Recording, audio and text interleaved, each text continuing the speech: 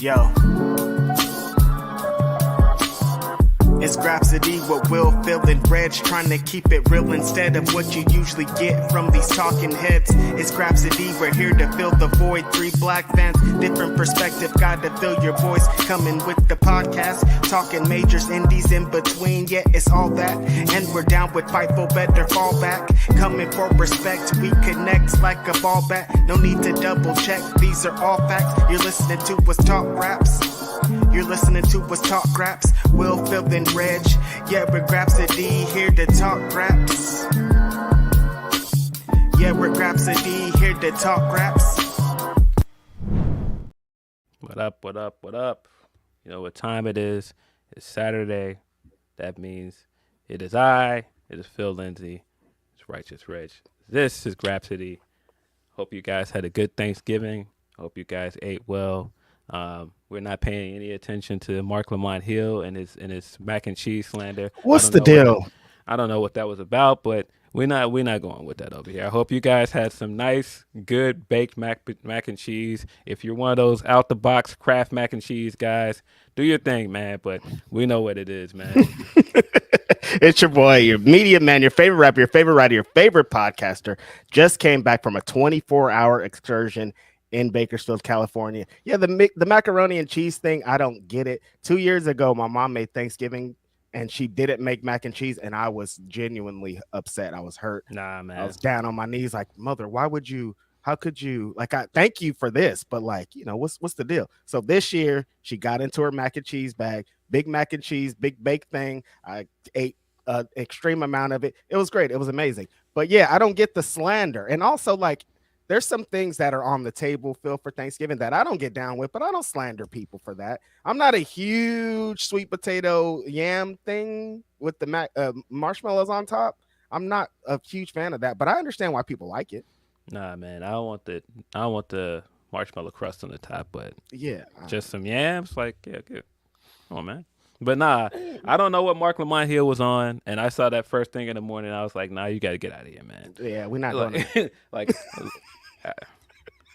I feel you, Mark. Like, I agree with you on a lot of things, but this mac and cheese thing, nah, bro, you're just wrong, bro. I have been to several Thanksgiving dinners where they don't have a turkey, bro. They'll have chicken instead, or they have ham instead, bro. I'll accept Thanksgiving without a turkey. I will not accept Thanksgiving without mac and cheese, bro. Mm-hmm. It's the whole day is canceled if that's the case. We're done.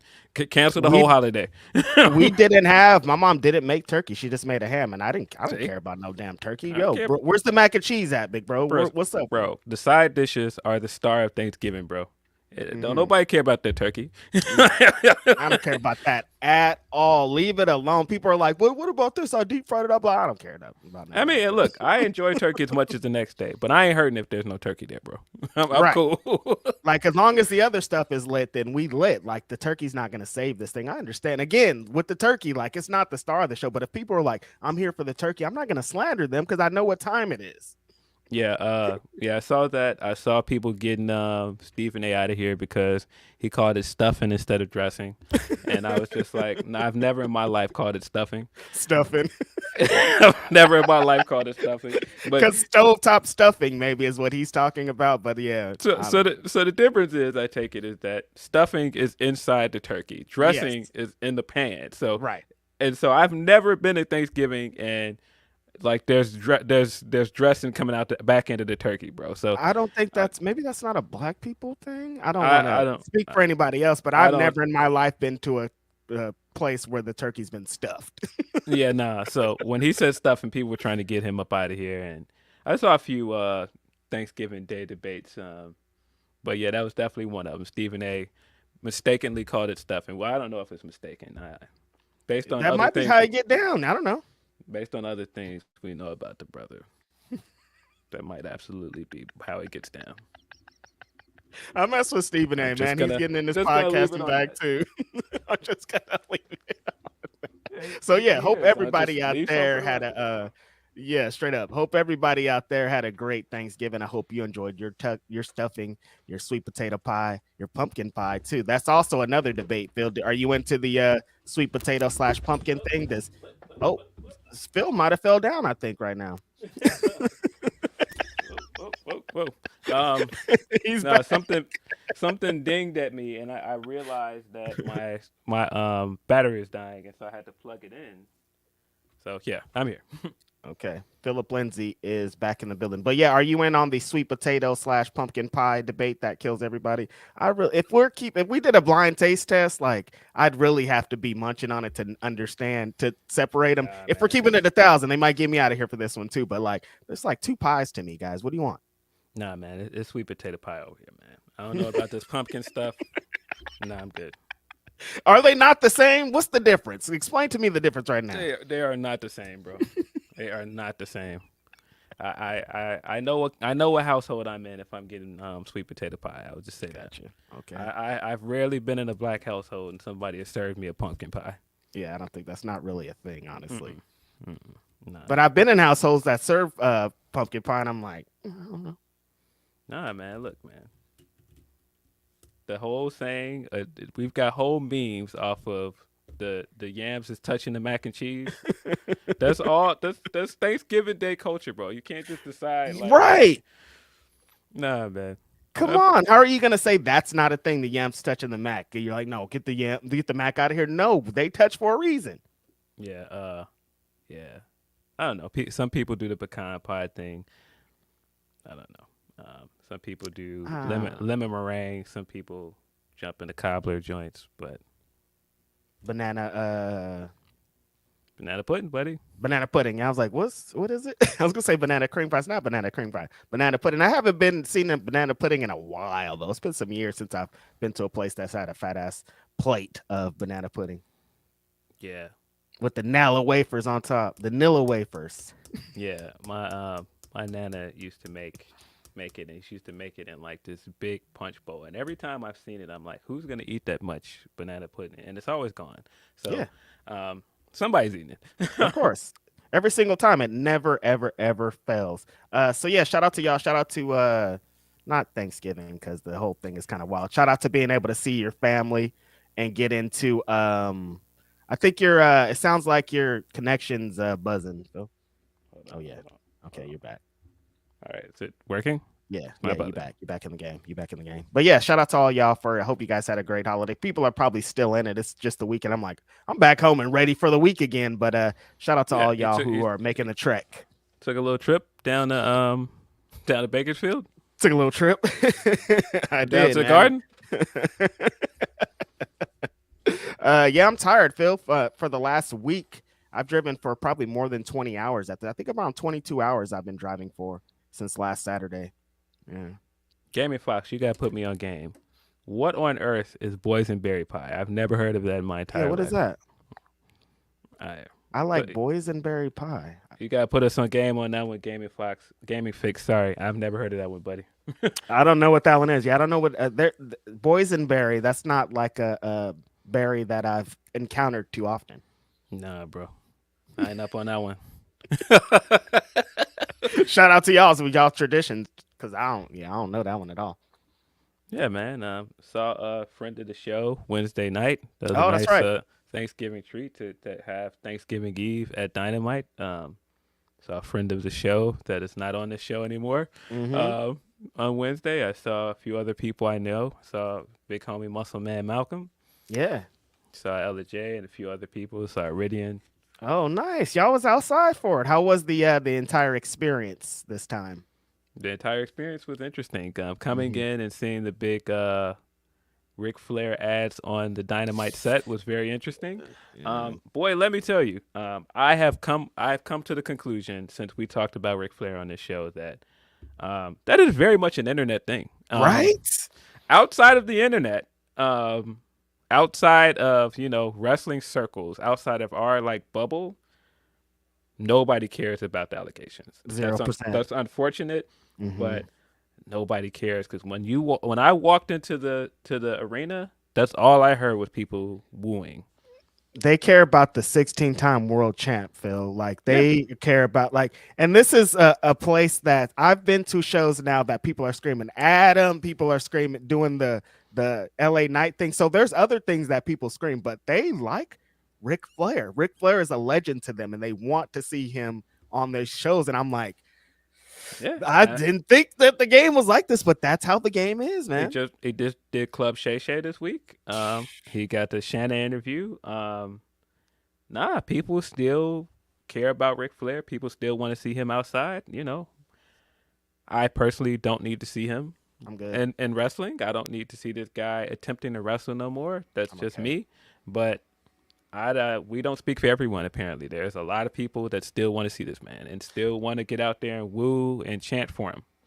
I like for most of my characters that are presented on my wrestling programs I want some comeuppance, either like they get physical with somebody or somebody beats them up. And I don't want to see Ric Flair in either positions of those. So I don't really have any need to see him on my television. He's given us 50 years of wrestling lore, wrestling stuff. Like we're good. We got that stuff. I don't need new stuff.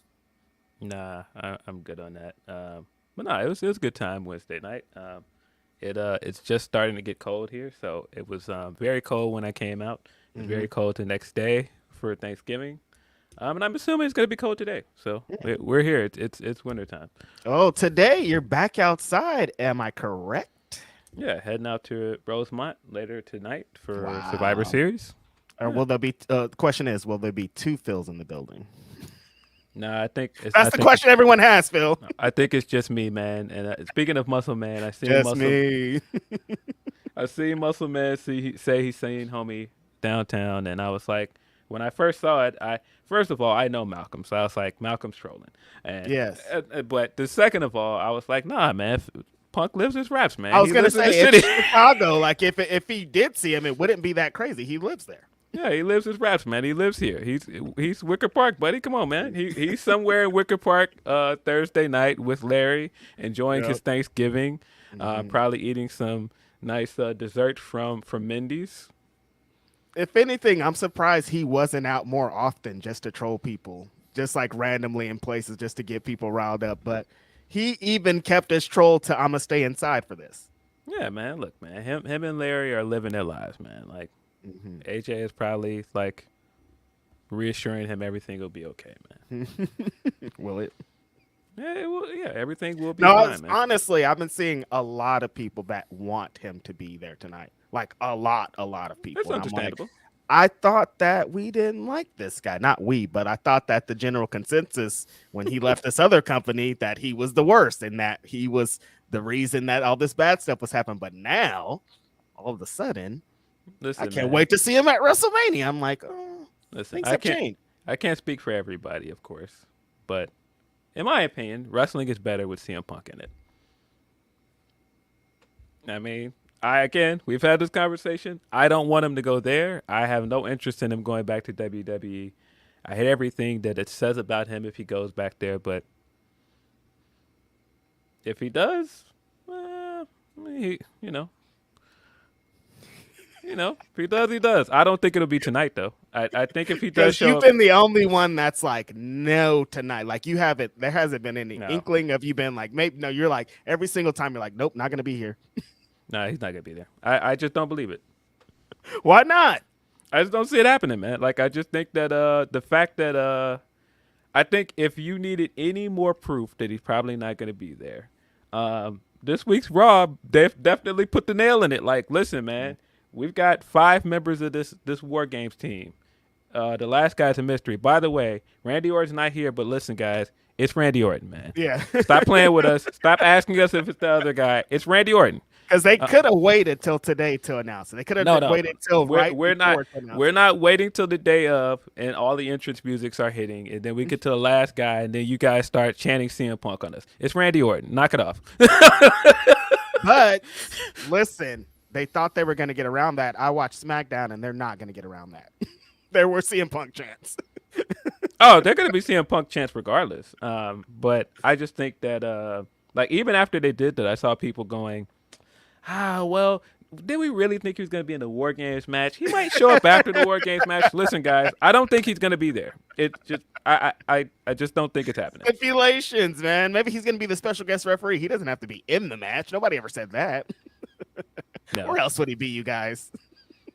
I've seen people say that maybe he's the mystery guy that Shinsuke has been calling out. Guys, Shinsuke is not on his pay-per-view, man. But wasn't he supposed to call somebody out at Survivor Series? Wasn't that the thing? I don't think he is. I thought that was an ongoing story that's going after this. I don't think that that's a Survivor Series thing. Oh. Ooh. Yeah, I don't. I just don't believe it, guys. I don't believe that Punk will be here. I just I don't see it, man. But if blah blah blah blah blah da, da, da, da, da, hit tonight, you're gonna go ham. Oh, if he's possibly going to be in a press conference and stuff like that, oh yeah, That's all you care about. I think that would be the greatest thing that they could do. Even if he doesn't wrestle, like just decide, oh, he comes out and gets the big pop, and then they have him as the first guest in a press conference. Come on, man. It's gonna be a nasty night if that happens. The chaos that would ensue after that would be well worth it. It's gonna be really crazy if Collision's on at the same time too. Counter programming with the guy. Come on, man. It hurts. They're not counter programming. I've seen people saying that this week. They were like, because they announced that Rampage is going to be live too, and people are like, I can't believe they're counting. They're not, dude. Collision's always on. Collision's it was a holiday. It was a holiday, so they didn't film Rampage yesterday. Yeah, they had hockey yesterday too, right? Right. It's not because they're trying to counter program Survivor Series. Let's be realistic about this, you guys. Come on. Yeah. Man, I guess before we get into this week's pay-per-view, we did have a pay-per-view last week that we didn't get a chance to talk about because, it was the same day that we record our podcast. Yeah. And we didn't even record a podcast that day. Nope. So I was driving. We didn't have a chance to get into Full Gear, and that's right, you were there. So how was Full Gear? Dude, I had a really good time. We talked about on multiple podcasts.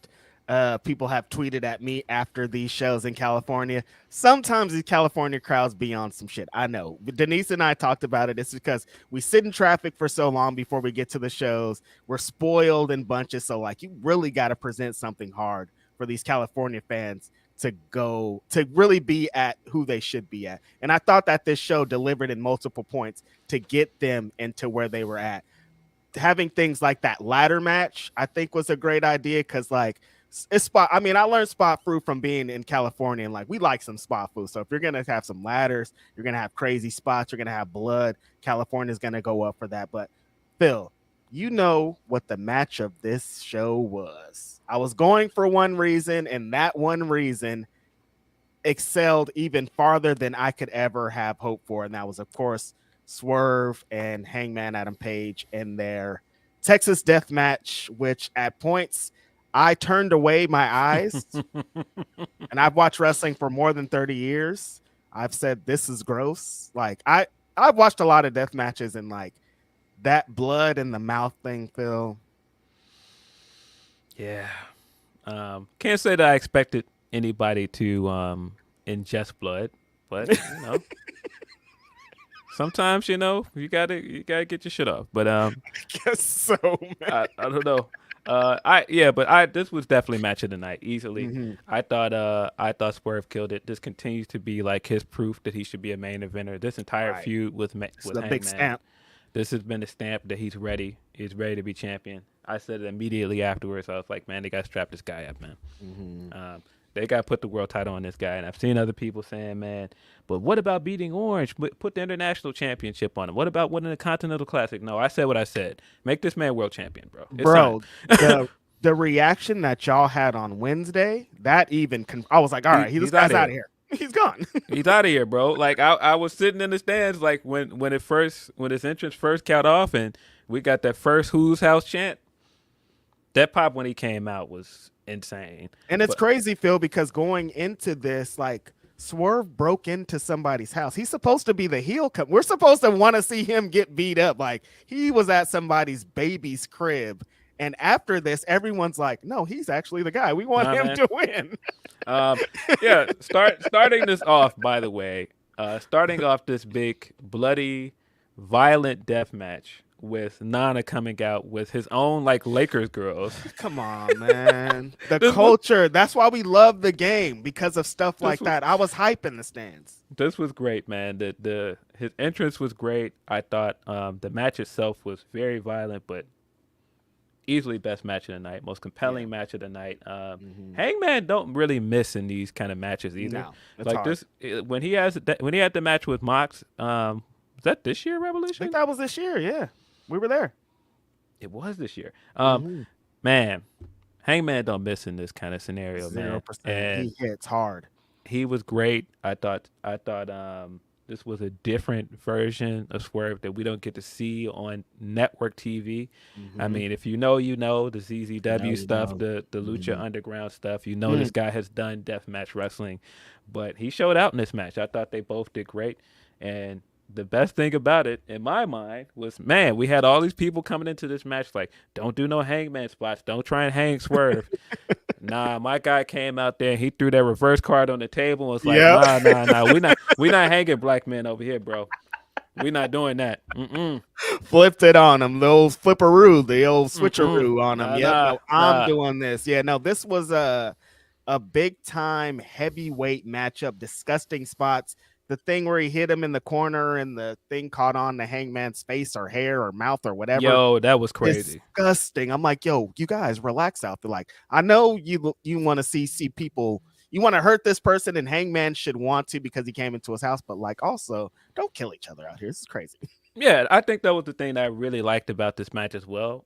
This very much felt like a blood feud. This very much felt personal. And man, Hangman brought it to him. We got the violent spots, like you said, with the chair wrapped in the barbed wire. We got Swerve doing a moonsault into some glass, which you guys relax. But yeah, like I said, man, Swerve winning this thing by hanging the Hangman. Perfect ending to this match. And Phil, Swerve is up 2-0 on Hangman. They counted them up from the beginning. At beginning, they were like, oh, Hangman's going to win at Wrestle Dream. He's out of here. Nope. Swerve got him then. Again, they were like, well, Swerve beat him the first time. Hangman has to win this one. Nope, he doesn't. Hangman got his ass. How do you feel about, there were some people kind of upset about the Brian Cage interference. Did that take away from the match for you? No, it didn't bother me. Because I mean, that's what they've been setting us up for this. Yeah, exactly. He got babyface pops, but like they've been telling us this whole feud that the embassy is gonna be somewhere around fucking this up. So why would they stop in this match? I didn't really understand why people are upset. No, I expected some shenanigans. I thought that it was fine. It might have been that people were annoyed with other shenanigans later in the night, and this added to their annoyance. That's fair. But I thought this was good. I thought that when Cage came in, he looked great. He laid Hangman out. But yeah, Swerve is 2-0 here, and I said it when Hangman was in that ring cutting that promo talking about you got fired and all this other stuff. And I said that the whole time, and I said Swerve is not saying nothing because he's going to show up on Saturday and he's going to beat him. And here we are. So, yeah, I liked everything about it. I liked the Hangman did not show up on Wednesday. He actually sold the loss. We got to see Swerve in his first appearance in the Continental Classic, which we'll get into that. But yeah, easily match of the night. Easily. On a show that I thought was pretty good. There were things that I did not like about the show. Like what? We'll start with love. We'll start with love. Okay, that's fair. We'll start with love. I thought that the show was really good. Like the stuff that I didn't think was going to be that great over delivered. Like I thought the tag match, the ladder match was the best tag match on this card, and I was not expecting that coming in. That was the tag match that I was the least excited for, and I thought the Collision crew delivered, man. We had some really cool stuff in that match. Malachi doing that cool slingshot spot where he flung the ladder back up at Dax. Ricky working smarter than everybody else and watching everybody else do all this crazy spots and do all this crazy dangerous stuff and going like, nah, I just want to win a match, bro. Like, I'm just about to climb this joint and win. Right. Yeah, I thought that the addition, like I said, the addition of adding ladders to the California crowd specifically was going to hit. But these guys were doing some nasty stuff. Brody King was trying to kill people at random spots. That Gonzo bomb onto the ladder. I'm like, yo, what's going on here? Take it easy. Take it easy. There was a bunch of times throughout the night. I'm like, you guys, take it easy. But this was, this was one of those just, They used to call them in TNA the car crash ladder match, and just like there's all kinds of stuff going on. Every time you turn your head, there's some new stuff going on, and everybody's trying to kill each other. But yeah, kind of the results that I expected going into the match, with FTR kind of being in the position that they were in. Ricky and Big Bill, I think, have some legs on this. I'm still confused as to why it's happening, because I thought Ricky Starks was going to be a single star, but we're here and we're going to move forward with it.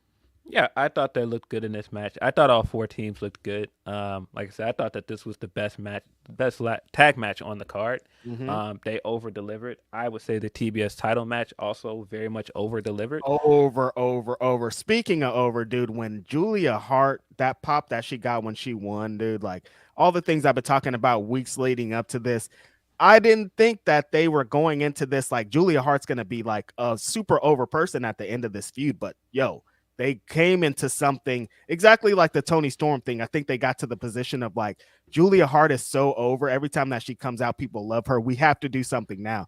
I love when they strike when the damn iron's hot, because that's what pro wrestling is all about. Yeah. Give the people what they want sometimes, man. If the people are telling you they want them, just give it up. You don't have to tease us. You don't have to swerve us. You don't have to do this. Just kind of execute it. And like, she's kind of playing this heel face tweener kind of role, but like, she's so over. When she won that match, I was like, she's really out here. But yeah, like you said, I think that match over delivered. I love that the way that Julia and Sky were like kind of double teaming Stat at points, but then Stat is strong and a big, powerful woman and was overcoming the odds at points. But they came in with that a very creative kind of ending spot with that, and Julia got the win, which I thought was a good move here. Yeah, I thought that was the right move. Julia is very much over. I thought Sky Blue looked great as well. Came out with the new music, new look. Came out and stomped on that cap. It's just like we're done with that. We're done with all of these. We're not done with this. Me and Dave Meltzer are the backwards hat gang. Like, don't come and stomp out hats, Sky, because Dave Meltzer and Righteous Reg are the backwards hat gang, if you guys didn't know. Dave with his hat backwards like Detweiler was wild. I was not expecting to see that. I wore my backwards hat in honor of 5-star Dave Meltzer today, if anybody didn't notice. Shout out to my guy Meltzer. Wearing your hat backwards in honor of Dave Meltzer is crazy. What's going on? Shout out to my homeboy Meltzer, man. We the 5-star gang. But yeah, well, speaking of, we didn't say that Swerve did get a 5-star match. 5, yep. One of 5 black wrestlers to have 5-star matches, which is kind of insane that only 5 black wrestlers have had 5-star matches. Yeah. But he's now among that list. He's on that list with Ricky Stark, guy that we don't talk about from NXT. He shall not be named. Yeah, guy that we do not talk about from NXT. It's Keith Lee, right? As one. Keith Lee's one. Yep. Mm-hmm. Whoever I named 4. I think Ricochet's the other one. Ricochet, you're right. Ricochet. Yeah. So yeah, but yeah, the TBS title match I thought was really, really good. I thought. How did you feel about the AEW women's title match? I thought it was good. I think that the TBS title match was the better match. Yeah, agreed. Just because it was more of the style of wrestling that I wanted to see. It was more less shenanigans. It was less shenanigans. It was more work rate. And I thought all 3 women looked good. Statlander looked really, really good. I thought she was incredible throughout the match. She didn't look like the loser coming out of this match, even though she lost. She looked very, very good. I thought this was a good way to cap off her title run. Mm-hmm. But yeah, I thought it was the right call to put the belt on Julia. Julia's hot right now. Honestly, I'm kind of more excited about what happens with Stat after this championship. I kind of want to see her in a mix in a different way, because I don't think they really realize the full potential with her as a TBS champion. So I hope that this gets her into something else that we can latch on to, because there's a lot. I mean, Stat's one of the best wrestlers they have in the company, and there's a lot of other great women that they could get her in the mix with. that I think will be really good for her. So I'm excited to see what comes out of this. And Sky Blue also kind of on the back. If she would have won, she also would have got a big pop. Like that's kind of position that she's in too. So like this has kind of been like a win-win-win feud for everybody involved, which is not usually the case with these AEW women's feuds. You know what I mean? Like everybody came out kind of better than they were. It's like, yo, good job, y'all. Yeah. Yeah, and I mean they set up the TBS title as kind of like the homegrown women's championship as well, which is pretty hard, which is cool because it's pretty. It's only been held by women that they've built up in that company. Yeah. And I hope that continues. But feels like a good goal for like those younger women's wrestlers of like there's always going to be something that feels just for us, and if we're like just kind of go out and grind, do our thing, be in the positions that we need to and execute, I could be the TBS champion, and that's the homegrown championship. That's the one that feels like the workhorse championship, and that feels like a different thing on this roster. So I like it, man. I think it's a good move. Yeah, and it sets up the thing I've been saying for the longest. Red Velvet for TBS champion eventually. It just makes so much sense. Homegrown woman, her history with Jade. It just makes too much sense for it to eventually win that belt. Shit, Red Velvet might be the one to beat Julia at this point, because them last couple of matches that she had, I'm like, yo, Red Velvet's been in the lab, big dog. I like to see it. But yeah, like the World Women's Championship match. I thought it was a good match. It was mostly the finish that wasn't really for me because it was very awkward. Like it looked like they were trying to do this like I mean, first of all, Tony beating Sheeta by putting this like thin metal tray in her tights and then hitting her with the hip attack in the corner. Yeah, I mean, I feel you, man. It's supposed to be silly because Tony's character is intrinsically kooky and silly. But you could clearly see this tray falling out of her tights. Yeah. And she did it a few times, adjusting it right in front of Aubrey. And I was like, okay, why wouldn't the ref stop her from doing that if she sees her doing it? But the match itself was good. I thought everything going into the match was good. I thought the presentation for both women was cool. Sheeta came out with the new gear. Tony got the big Hollywood entrance. This was, again, the right call because Tony's white hot at the moment. We talked last week about how it's unfortunate that Sheeta got another short reign, but this is because they shouldn't have taken the title off of her in London. I think that it was a mistake to give Saraya that win there because now you gave Sheeta another short reign. And it's not really her fault. It's not really the wrong decision either because Tony's just hot right now. Right. I think that Sheeta it was an unfortunate situation because if this was just one long reign from the time that she won it to now and without the Wembley thing in the middle, it would have hit a lot different. And but I think beyond that, Sheeta has done so. She's been the MVP kind of in the women's division for the entire year. And so like, let's just give Sheeta a break. Maybe let's like have her take a little vacation, be on the beach, kick her legs up, because she's done exactly everything she's needed to do in every position that she's been in. Even in this match right here, it's like we all know what time it is. It's Hollywood. Toni Storm is hotter than ever. Mariah May's on the back end waiting and everything. Like Tony's gonna probably win here, but Sheeta again came in, still had the match that she could have. She's still great in all those positions, and she deserves her flowers for the things that she's done this year. So yeah, really strong women's match. Both women's matches I thought were good for this position. Anytime we get more than one, we're always excited about it. So more. And I think we got some good story stuff from both. I thought the stuff with Toni on Wednesday was hilarious. Her coming out, well, not even coming out, being in the crowd to accept it like it was an Oscar, and then coming up and giving her speech and having the Mariah May stuff that was great. While she was giving her speech, she just was like basically like, yeah, and all you little Toni Storms that want to be me, stop. Basically, you're not going to be me. I'm never going to fail. You're never going to get my spot. And you can see her, you can see Mariah May in the background like, what? Like, but not great work. And them trying to play off Toni and everything with the music. Like, yo, this stuff, man. The standing ovation sign afterwards, all that stuff was really good. But yeah, Toni said what she said. Look, man, I know you want my spot, Flash, but you can't have it. Straight up, man. Tony Storm, like I said, like we've said, deserves this position right now because she's been the number one character, man or woman, it feels like, in the whole company. So we all kind of knew this was happening. And they already got a built-in story here with Mariah May. So I think, again, great wins for everybody kind of involved moving forward. Do you have any more good, or should we get into the bad? I mean, all of the other stuff that was supposed to hit. Like, I mean, the 6-man match was fine with Sting, Darby Allin, Copeland versus Patriarchy. The real talking point from it was all of Christian's character work. His entrance with the kids singing his theme song was hilarious. Christian doing all of that and then coming out the next Dynamite and going, I didn't lose. Luchasaurus lost. That wasn't me. All that stuff was great. The other tag match was fine. I mean, I think it took a minute to get going, but once you got into the stuff with the Bucks and Kenny, it got better.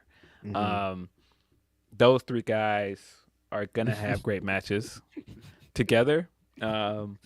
Jericho was there, and like I mean, and I enjoyed this match. Like I enjoyed this match less than I expected to.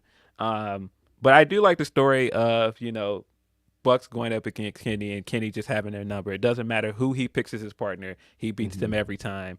I like the spot where Kenny had Jericho on the rope, and it looked like he was going to V-trigger him, and then he ended up V-triggering Matt instead. I liked all of the heel stuff the Bucks did in the match, but it didn't quite get to the level that I expected it to. You know what I mean? Yeah, it was like this kind of felt like a gift and a curse position also, as is they needed a match to follow Hangman and Swerve, and I thought this was the match perfectly to follow. Yeah. Having the Bucks, having Kenny, like Jericho, like this was the match you needed to follow it. But it's like, I don't know if anything could have followed that. That's like the issue. It's like that match was so great that it's like you could have put anything here, and I don't know if it ever really got to the position that it was in. I just don't know if this match was ever gonna get to that position that it was gonna be in, because Chris Jericho's there. Like, I don't know what, like, regardless of anything, they could have had, I don't know if they would have had the 5-star classic like we expected, because they're about to be way down in positions. And that's just the way it is. But I thought that given the position that they executed as much as they needed to, they got This Is Awesome chance, like the matches made. Kenny Omega cooked. Like, they did all the things that they needed to execute. But yeah, you had to put this match in that position, because you would expect a cool down match, and saying that Bucks and Kenny Omega is a cool down match is wild. So you had to put them in that position. Yeah, I thought the match was good, and in the position that it was in, it was very much tough competition to follow. Yeah. But I thought that they got the crowd hyped for the next match afterwards, because this was the match right before the main event, right? Yep. So yeah, I feel like this got people hyped before the main event. I feel like the pay-per-view itself was paced really well, because it picked up right around the ladder match. Yep. Like the opening match was, like I said, what it was, because it was a 6-man match. But right after the ladder match, I feel like the show really picked up. Speaking of it, I left it out. Orange Cassidy and Mox, man. One of my favorite matches on this card. Yeah. Really, really, really good match. Orange Cassidy is just that guy, man. I thought the finish of that match was good. I thought the surprise of Orange Cassidy retaining over Mox was good, because I very much thought Mox was winning here. Yeah. But I really like the story they told. I really like this match. I thought this was one of the better matches on the card. Yeah, this was my most unexpected result of the night for sure. Going into, I was like, put all my FanDuel money on Jon Moxley. He is leaving this as the international champion. And so they're going through the match. I'm like, yo, Orange is kind of getting the guy Mox. Like, I didn't think he was going to put up a fight like this. Like, I thought that Mox was going to come in and wreck him, because the way that Mox has been talking and the way that the last match is, when I'm like, Mox is going to come in and throttle this fool. But no, Orange Cassidy had like all the counters. He knew exactly going into the match what he needed to do. I like him hitting so many orange punches, just getting Mox off of his thing. This was a really smart worked match, putting into what's going to go into the rest of the show, how they worked it. I thought this was really dope. And yeah, the most unexpected result for me, because I was like, yo, Mox is winning this. But Orange Cassidy, I think, deserved to get that win over Mox. He deserves to continue to kind of have this run, and like whoever beats him, I don't think it should be Swerve. I think Swerve should be the next AEW World Champ, but I think that whoever gonna beat him next is gonna have a good little win off of that. So it's all really good positioning, I think, for everybody. Orange Cassidy, not for nothing, lightweight wrestler of the year. The field is so strong, but if you go over the guy's resume, you're like, yo, he has a pretty strong showing out here. Yeah, he's had a phenomenal year. I really like the story of um, him coming into this match uncertain and Mox talking all of this talk like I've got your number, I beat you before it all out, and the kind of story that they told is, hey man, I started teaming up with Hook again. I started watching what Hook's doing. Hook's a more straightforward wrestler. I watched him do like more of the submission and match stuff that Mox does, and he was like, I learned something, and so. No, where's Cassidy, man? Hey, that's a hell of a story. I didn't even think about that. He has been kicking it with Hook. He has been kind of a little bit more serious, however serious you could think Orange Cassidy is. And he did bring some of those tactics to the thing that kind of threw, because that's how I felt about the whole match. Mox was like, wait a second, I didn't know that this was what we were going to be doing here. And Orange just kept catching him off guard. And that's how he, pretty much got the victory here.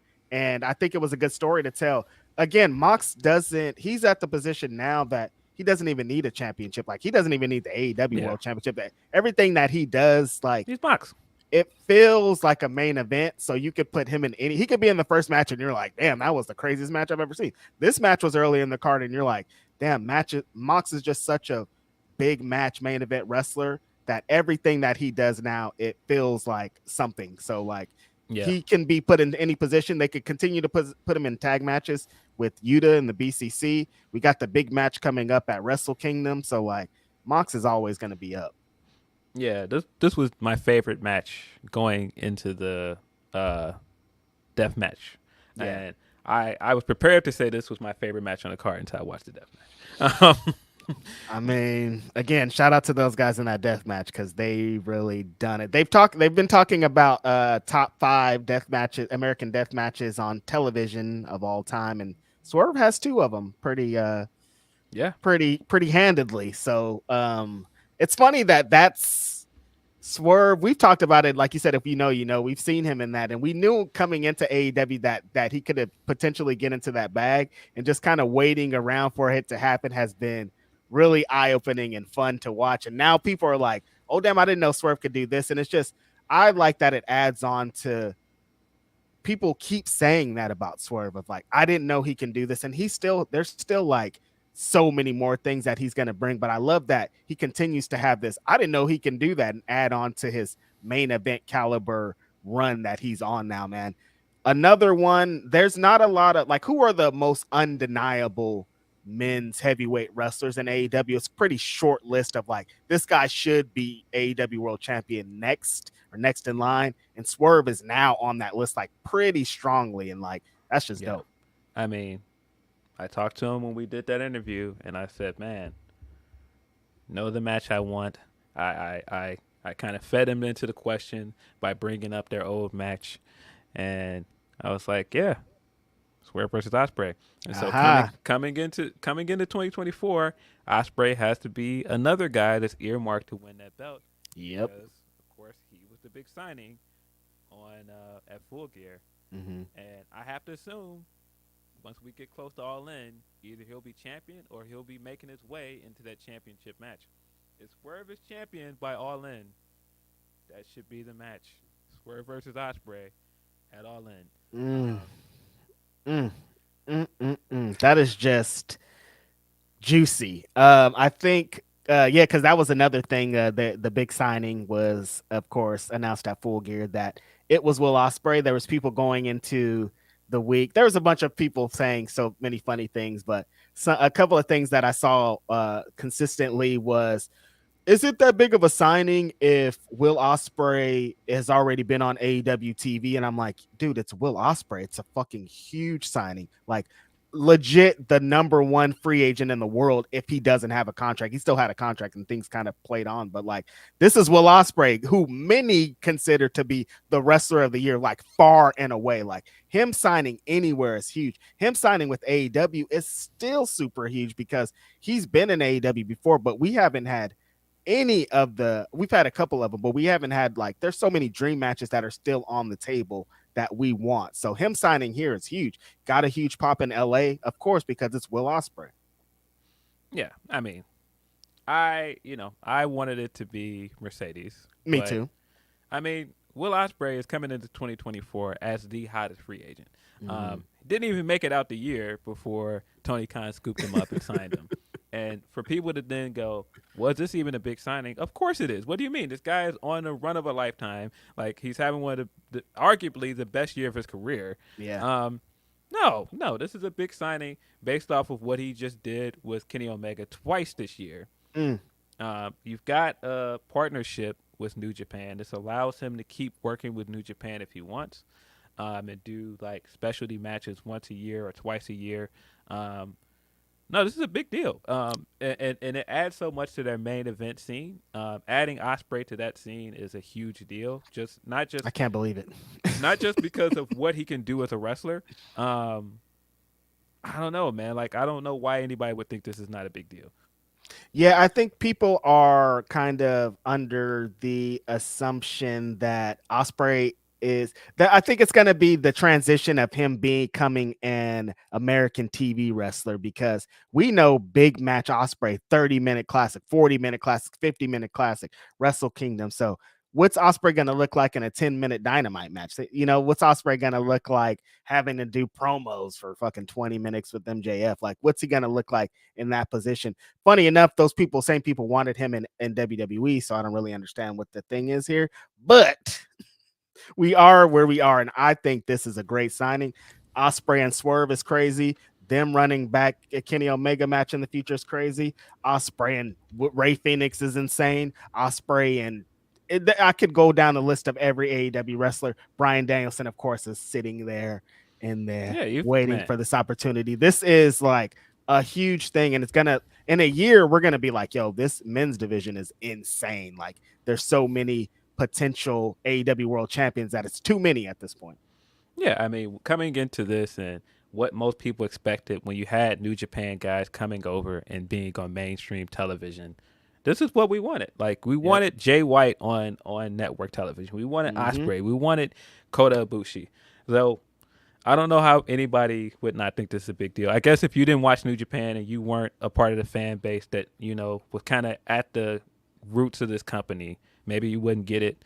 But no, this is, which is fair, big deal. And I can also understand people feeling like it's a niche thing, but it's also Will Ospreay. This is one of the best wrestlers in the world. Like, I don't know. But yeah, I thought this was a good pay-per-view. I was going to say, speaking of Jay White, I think coming out of the pre-show, we got two pretty good matches on the pre-show. We got that Buddy and Claudio match was crazy, man. Yeah. Oh my God, they went yard. Yeah, I thought that was great. I thought the Eddie Kingston stuff was fine. The Eddie Kingston Jay Lethal match was fine. Jeff Jarrett. Yeah, Jeff Jarrett shenanigans. But so then we get to the tag match, and of course, to nobody's surprise, Samoa Joe is the mystery tag partner for MJF. Pretty serviceable tag match. And then afterwards, Joe just leaves, and Max gets beat down by the Guns. He starts this injury angle. And as soon as the injury angle started, I said, nope. Why are we doing this? We already have enough going into this match. Jay White has your belt. He's had your belt for whatever amount of weeks. And now we're adding an injury angle. That's the shenanigans, Phil, right? Why do we need more shenanigans? We've been seeing shenanigans this whole time.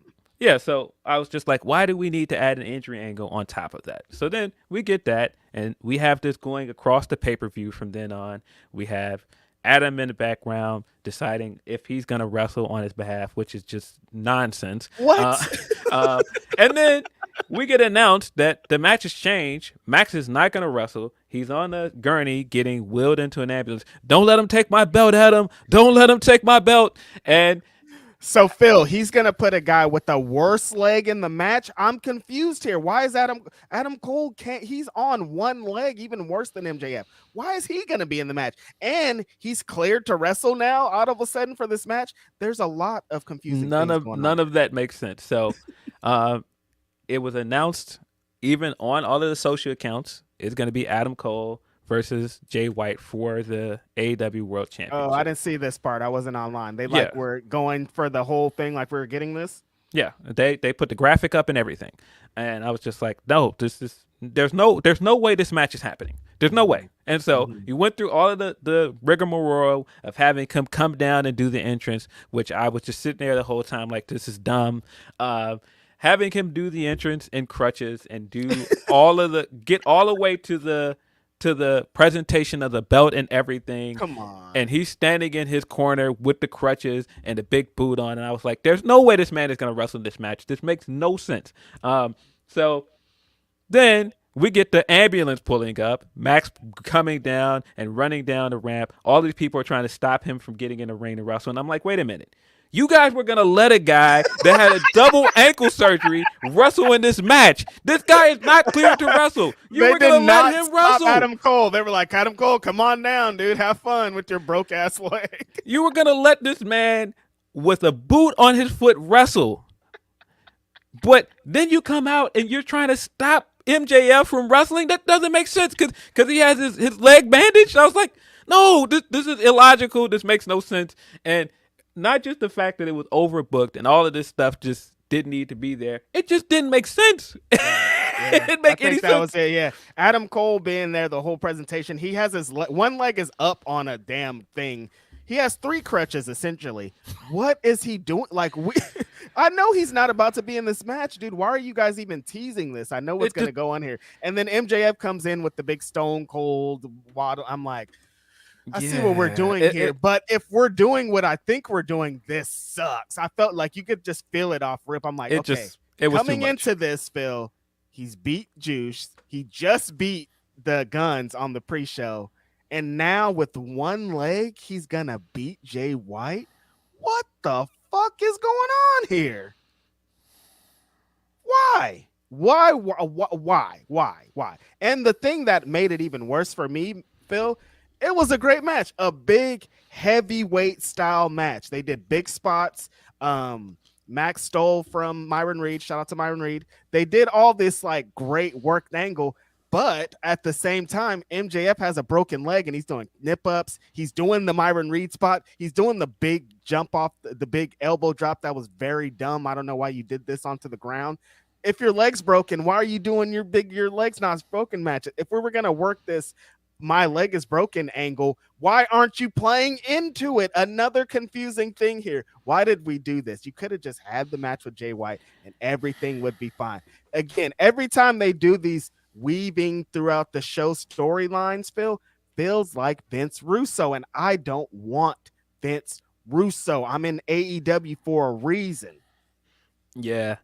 The match itself was good. Yes. I thought some of the stuff in the match was fire. That pop-up mule kick that MJF pulled out of nowhere was clean. Mm-hmm. The cutter over the top rope, which is something that Myron Reed popularized, looked very good.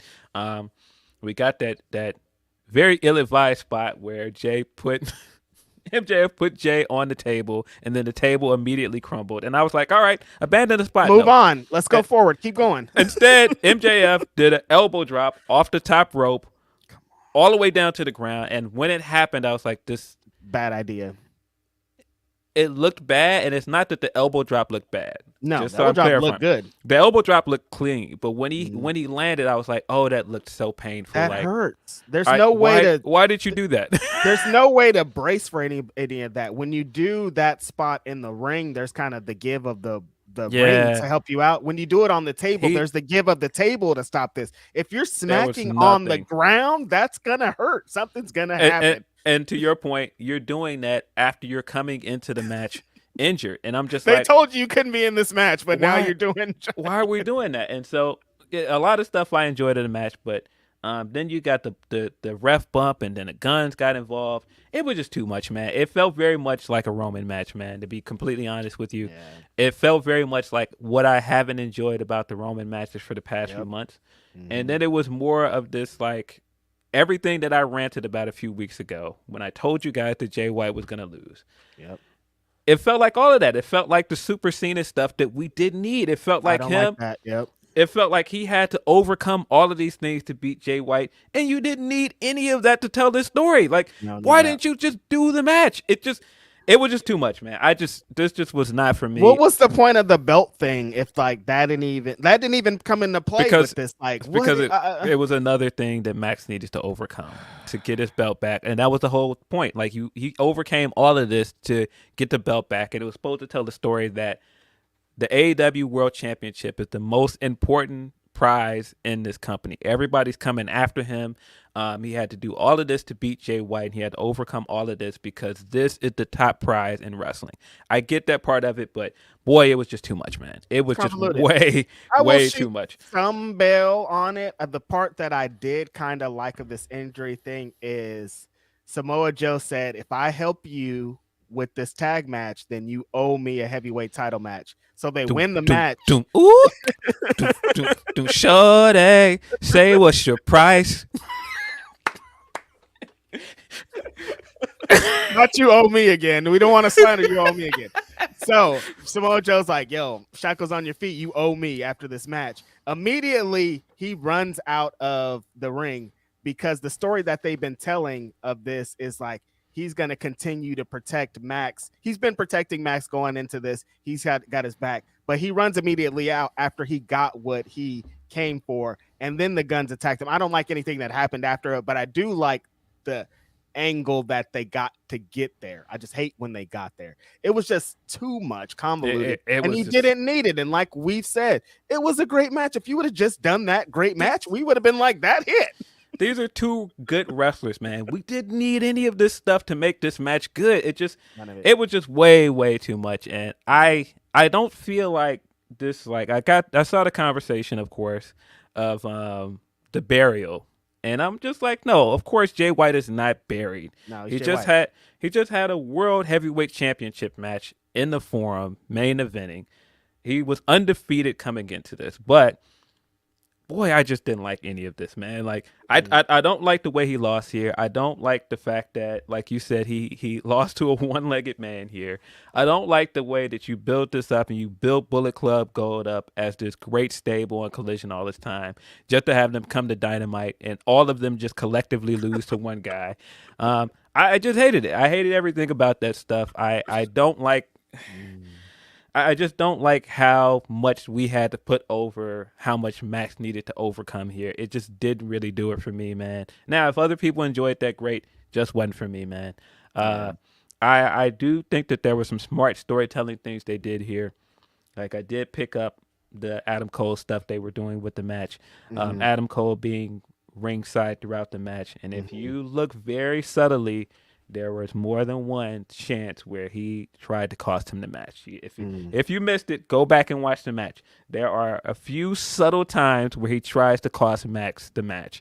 And if your theory is that Adam is the devil, there is plenty from this match and Wednesday to prove it's probably him.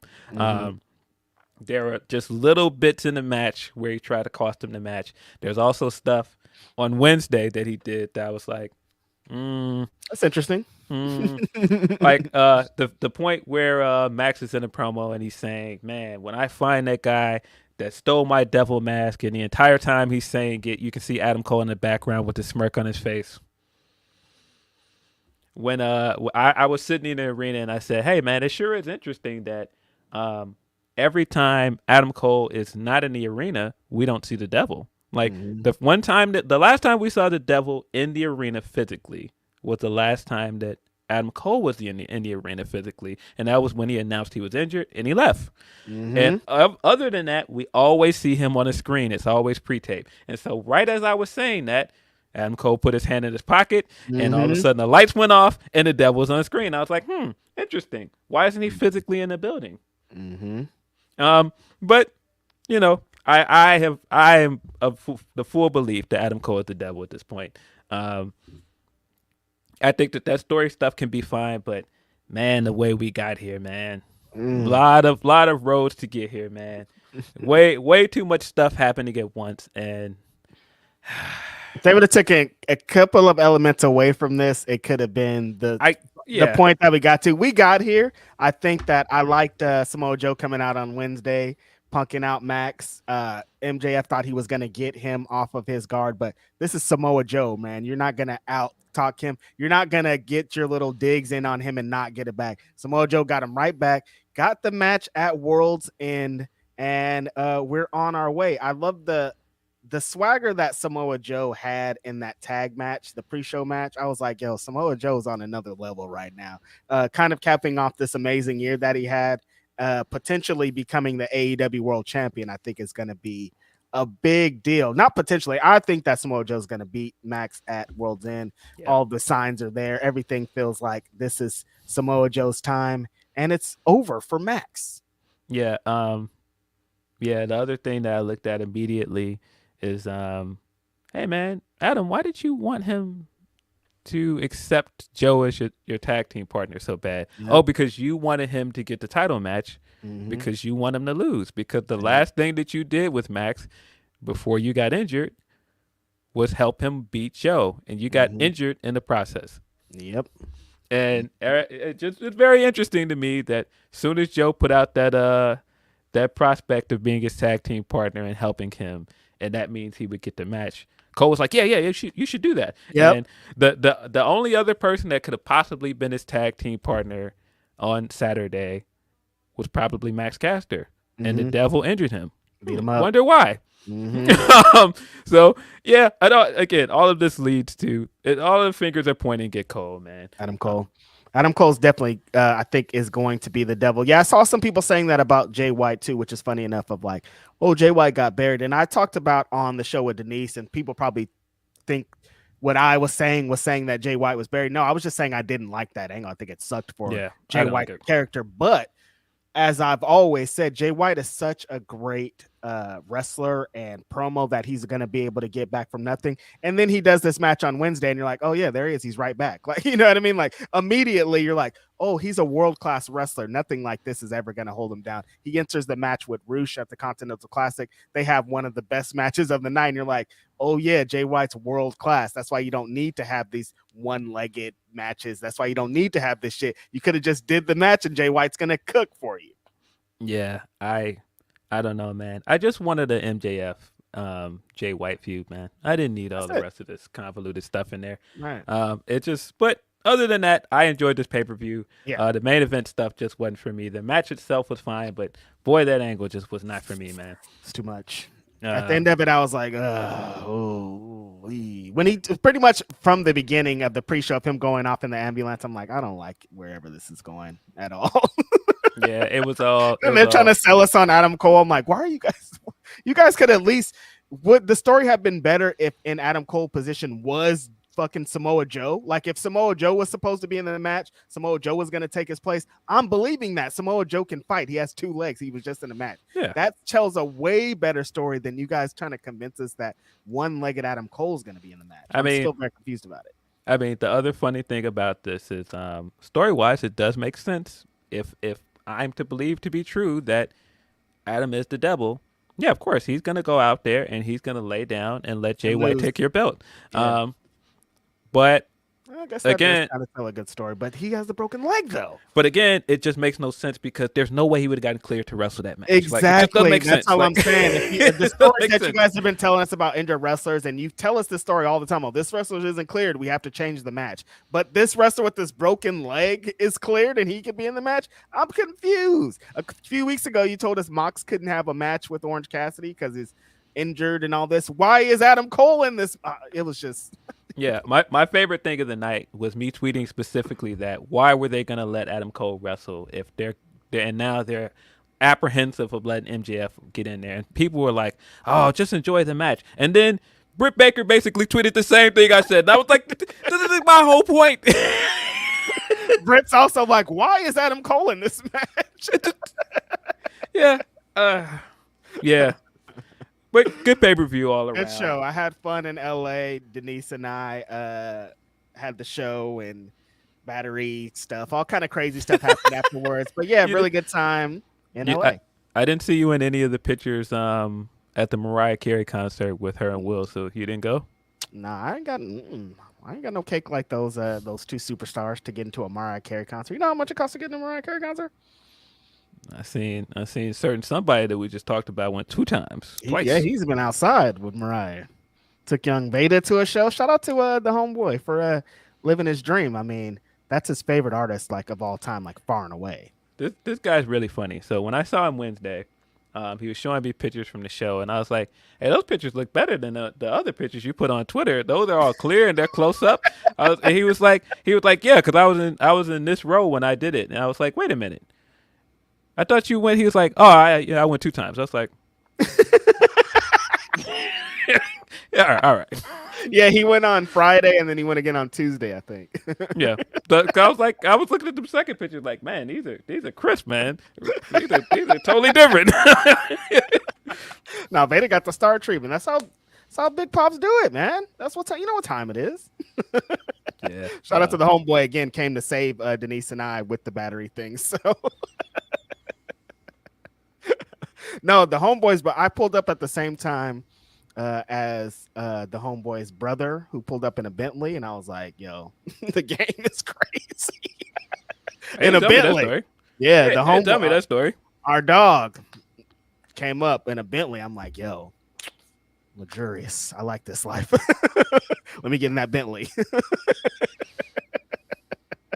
Them sister checks are hitting. Man. Yeah. Them parenthood checks are hitting hard, brother.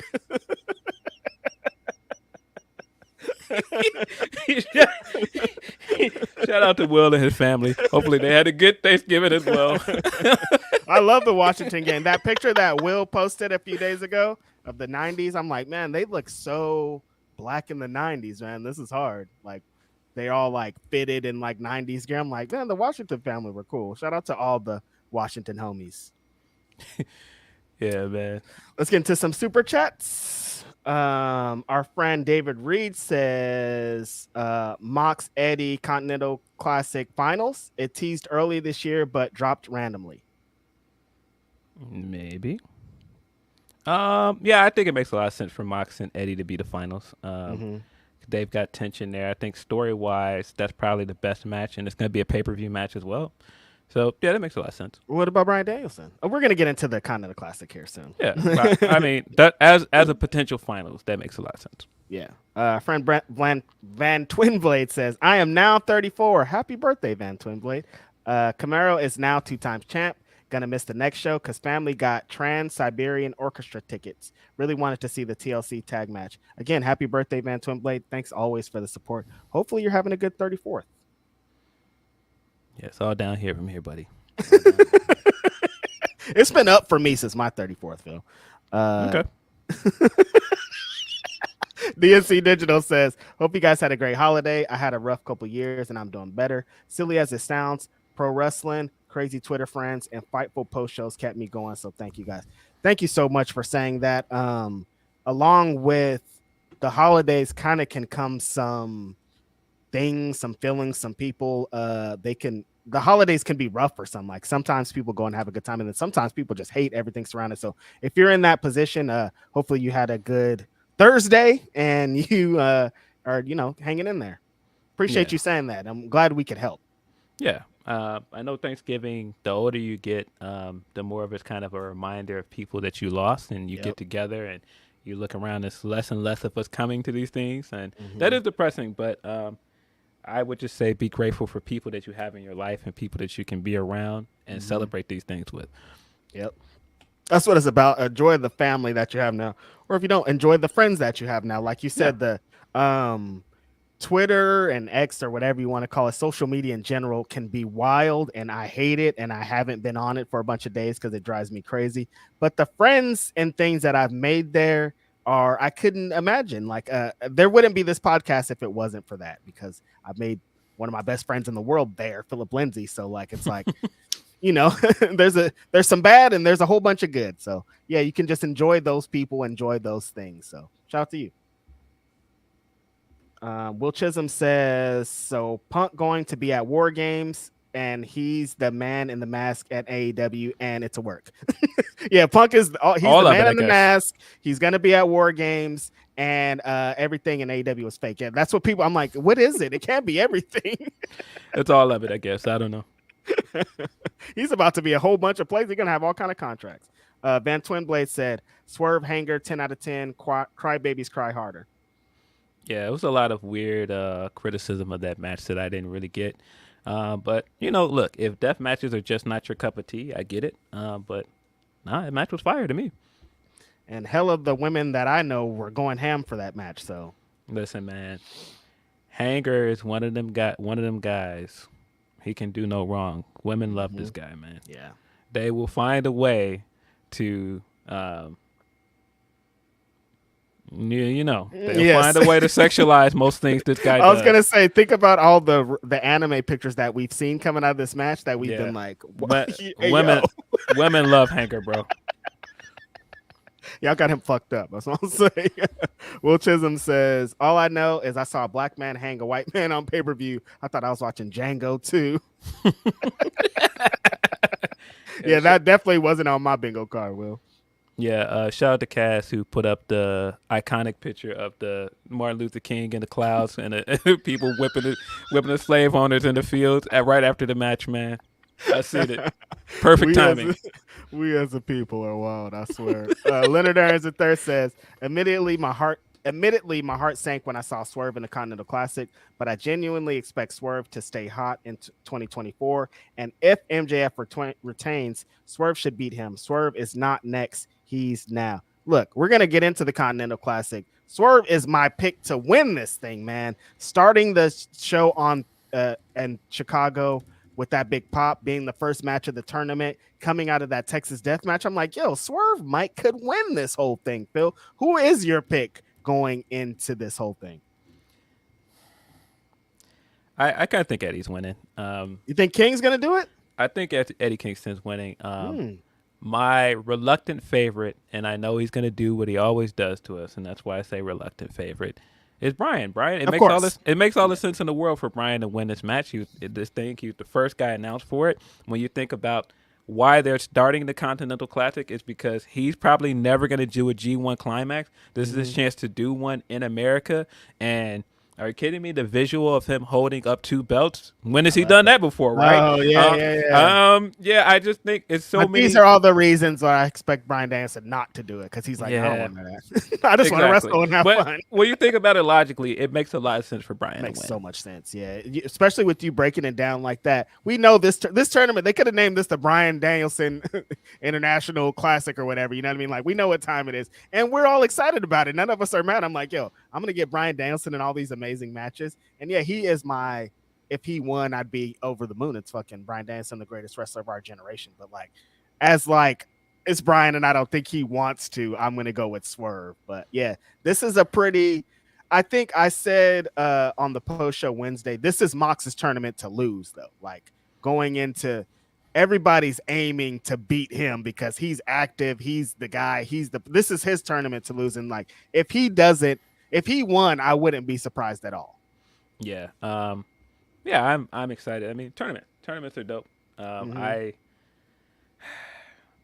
just know Brian's going to do this to us again, because he always does it. He don't want to be champion. I know he don't want to be champion, but it just makes too much sense for him to be the guy. The connections to New Japan, the connections to Ring of Honor. He was saying in the video that they aired before Dynamite, and they were talking about Brian being in it and how much he was saying how much he wants to take Ring of Honor back. And I was like, see, you're going to get me to believe you, and you're not going to win. And he's so good at that.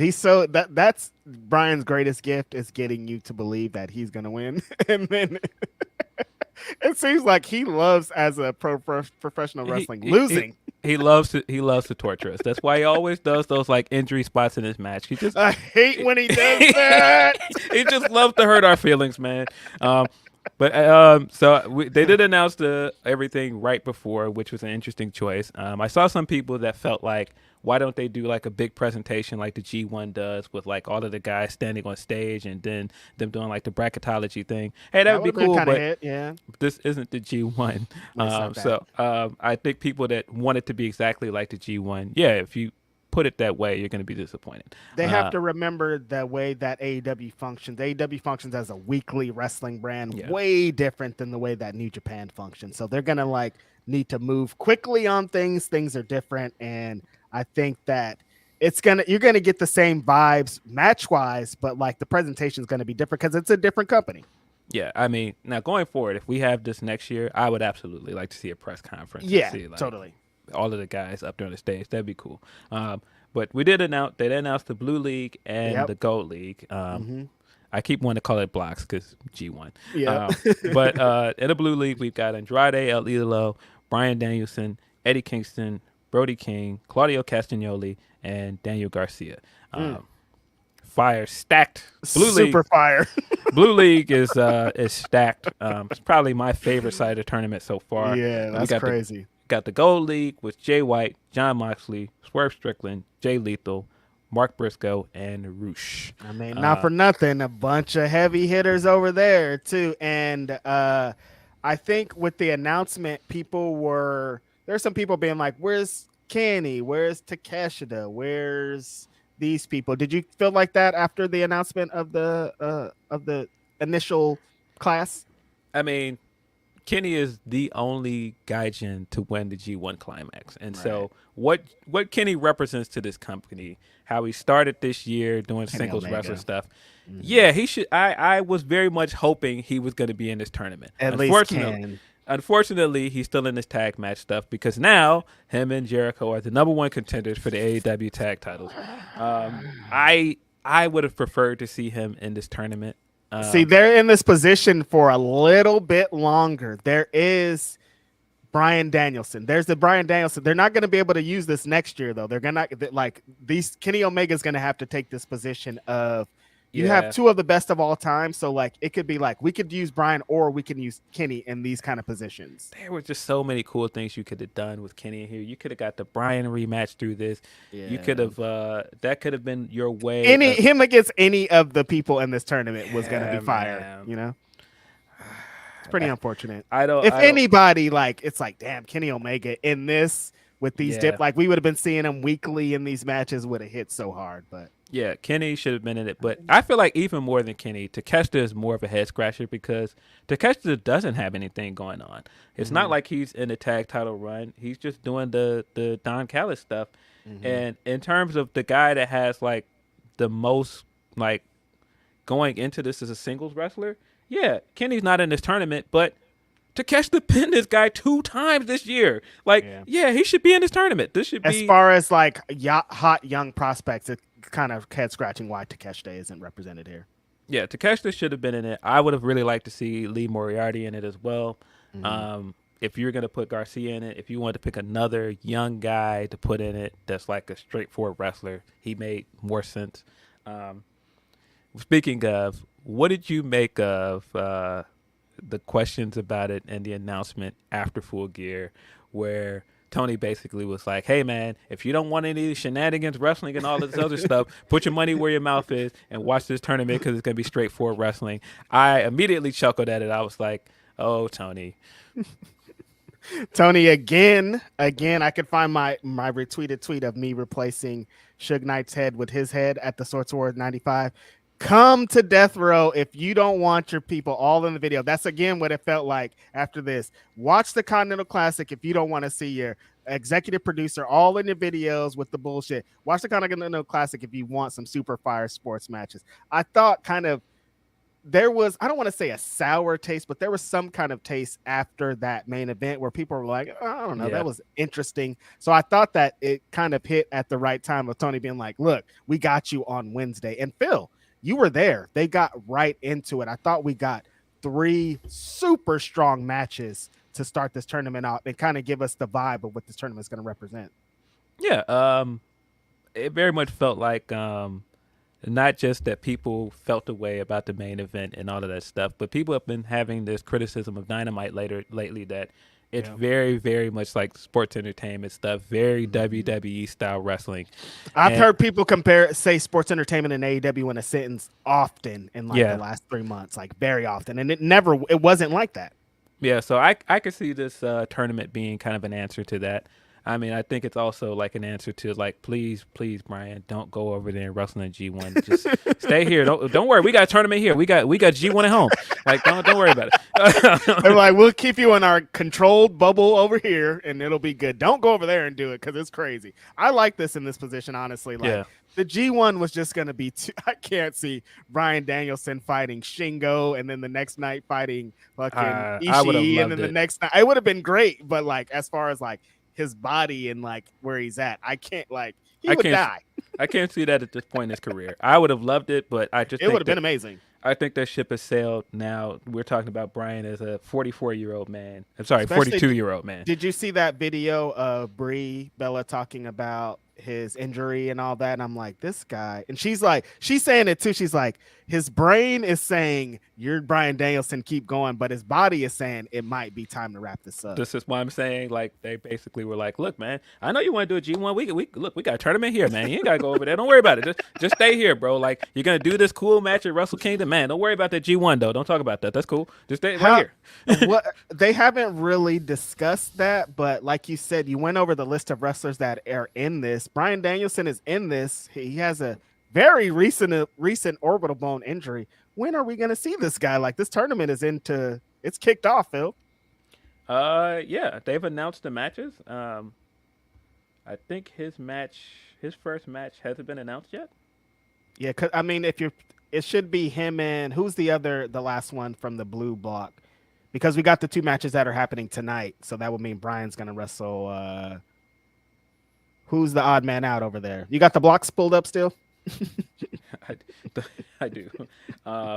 His first week match shouldn't it be Andrade? Yeah, because tonight we got King and Brody King, Eddie Kingston and Brody King, and then Claudio and Daniel Garcia. So yeah, it should be Andrade and Bryan Danielson, which is or if they've announced it yet, somebody will yell at us in the comments. I don't think so, because we just got the collision matches that are happening tonight. Double Kazuya is saying it's Brian Garcia, but like, has that been announced anywhere? Garcia's wrestling Claudio tonight, though, isn't he? That's what I thought. Like, that's why I'm like, I don't think the Brian match has been announced yet. That's why I said it has to be Andrade, because after tonight, like, I think Andrade is the only guy in his block that hasn't wrestled yet. That's why I'm assuming it's going to be Andrade. Oh, so I'm guessing we're going to get that match next week on Dynamite? Yeah. I mean, on Collision, because Andrade's a Collision wrestler. Yeah. I don't know if that plays a role. But yeah, they haven't announced it yet, so I don't know when that match would be. Yeah.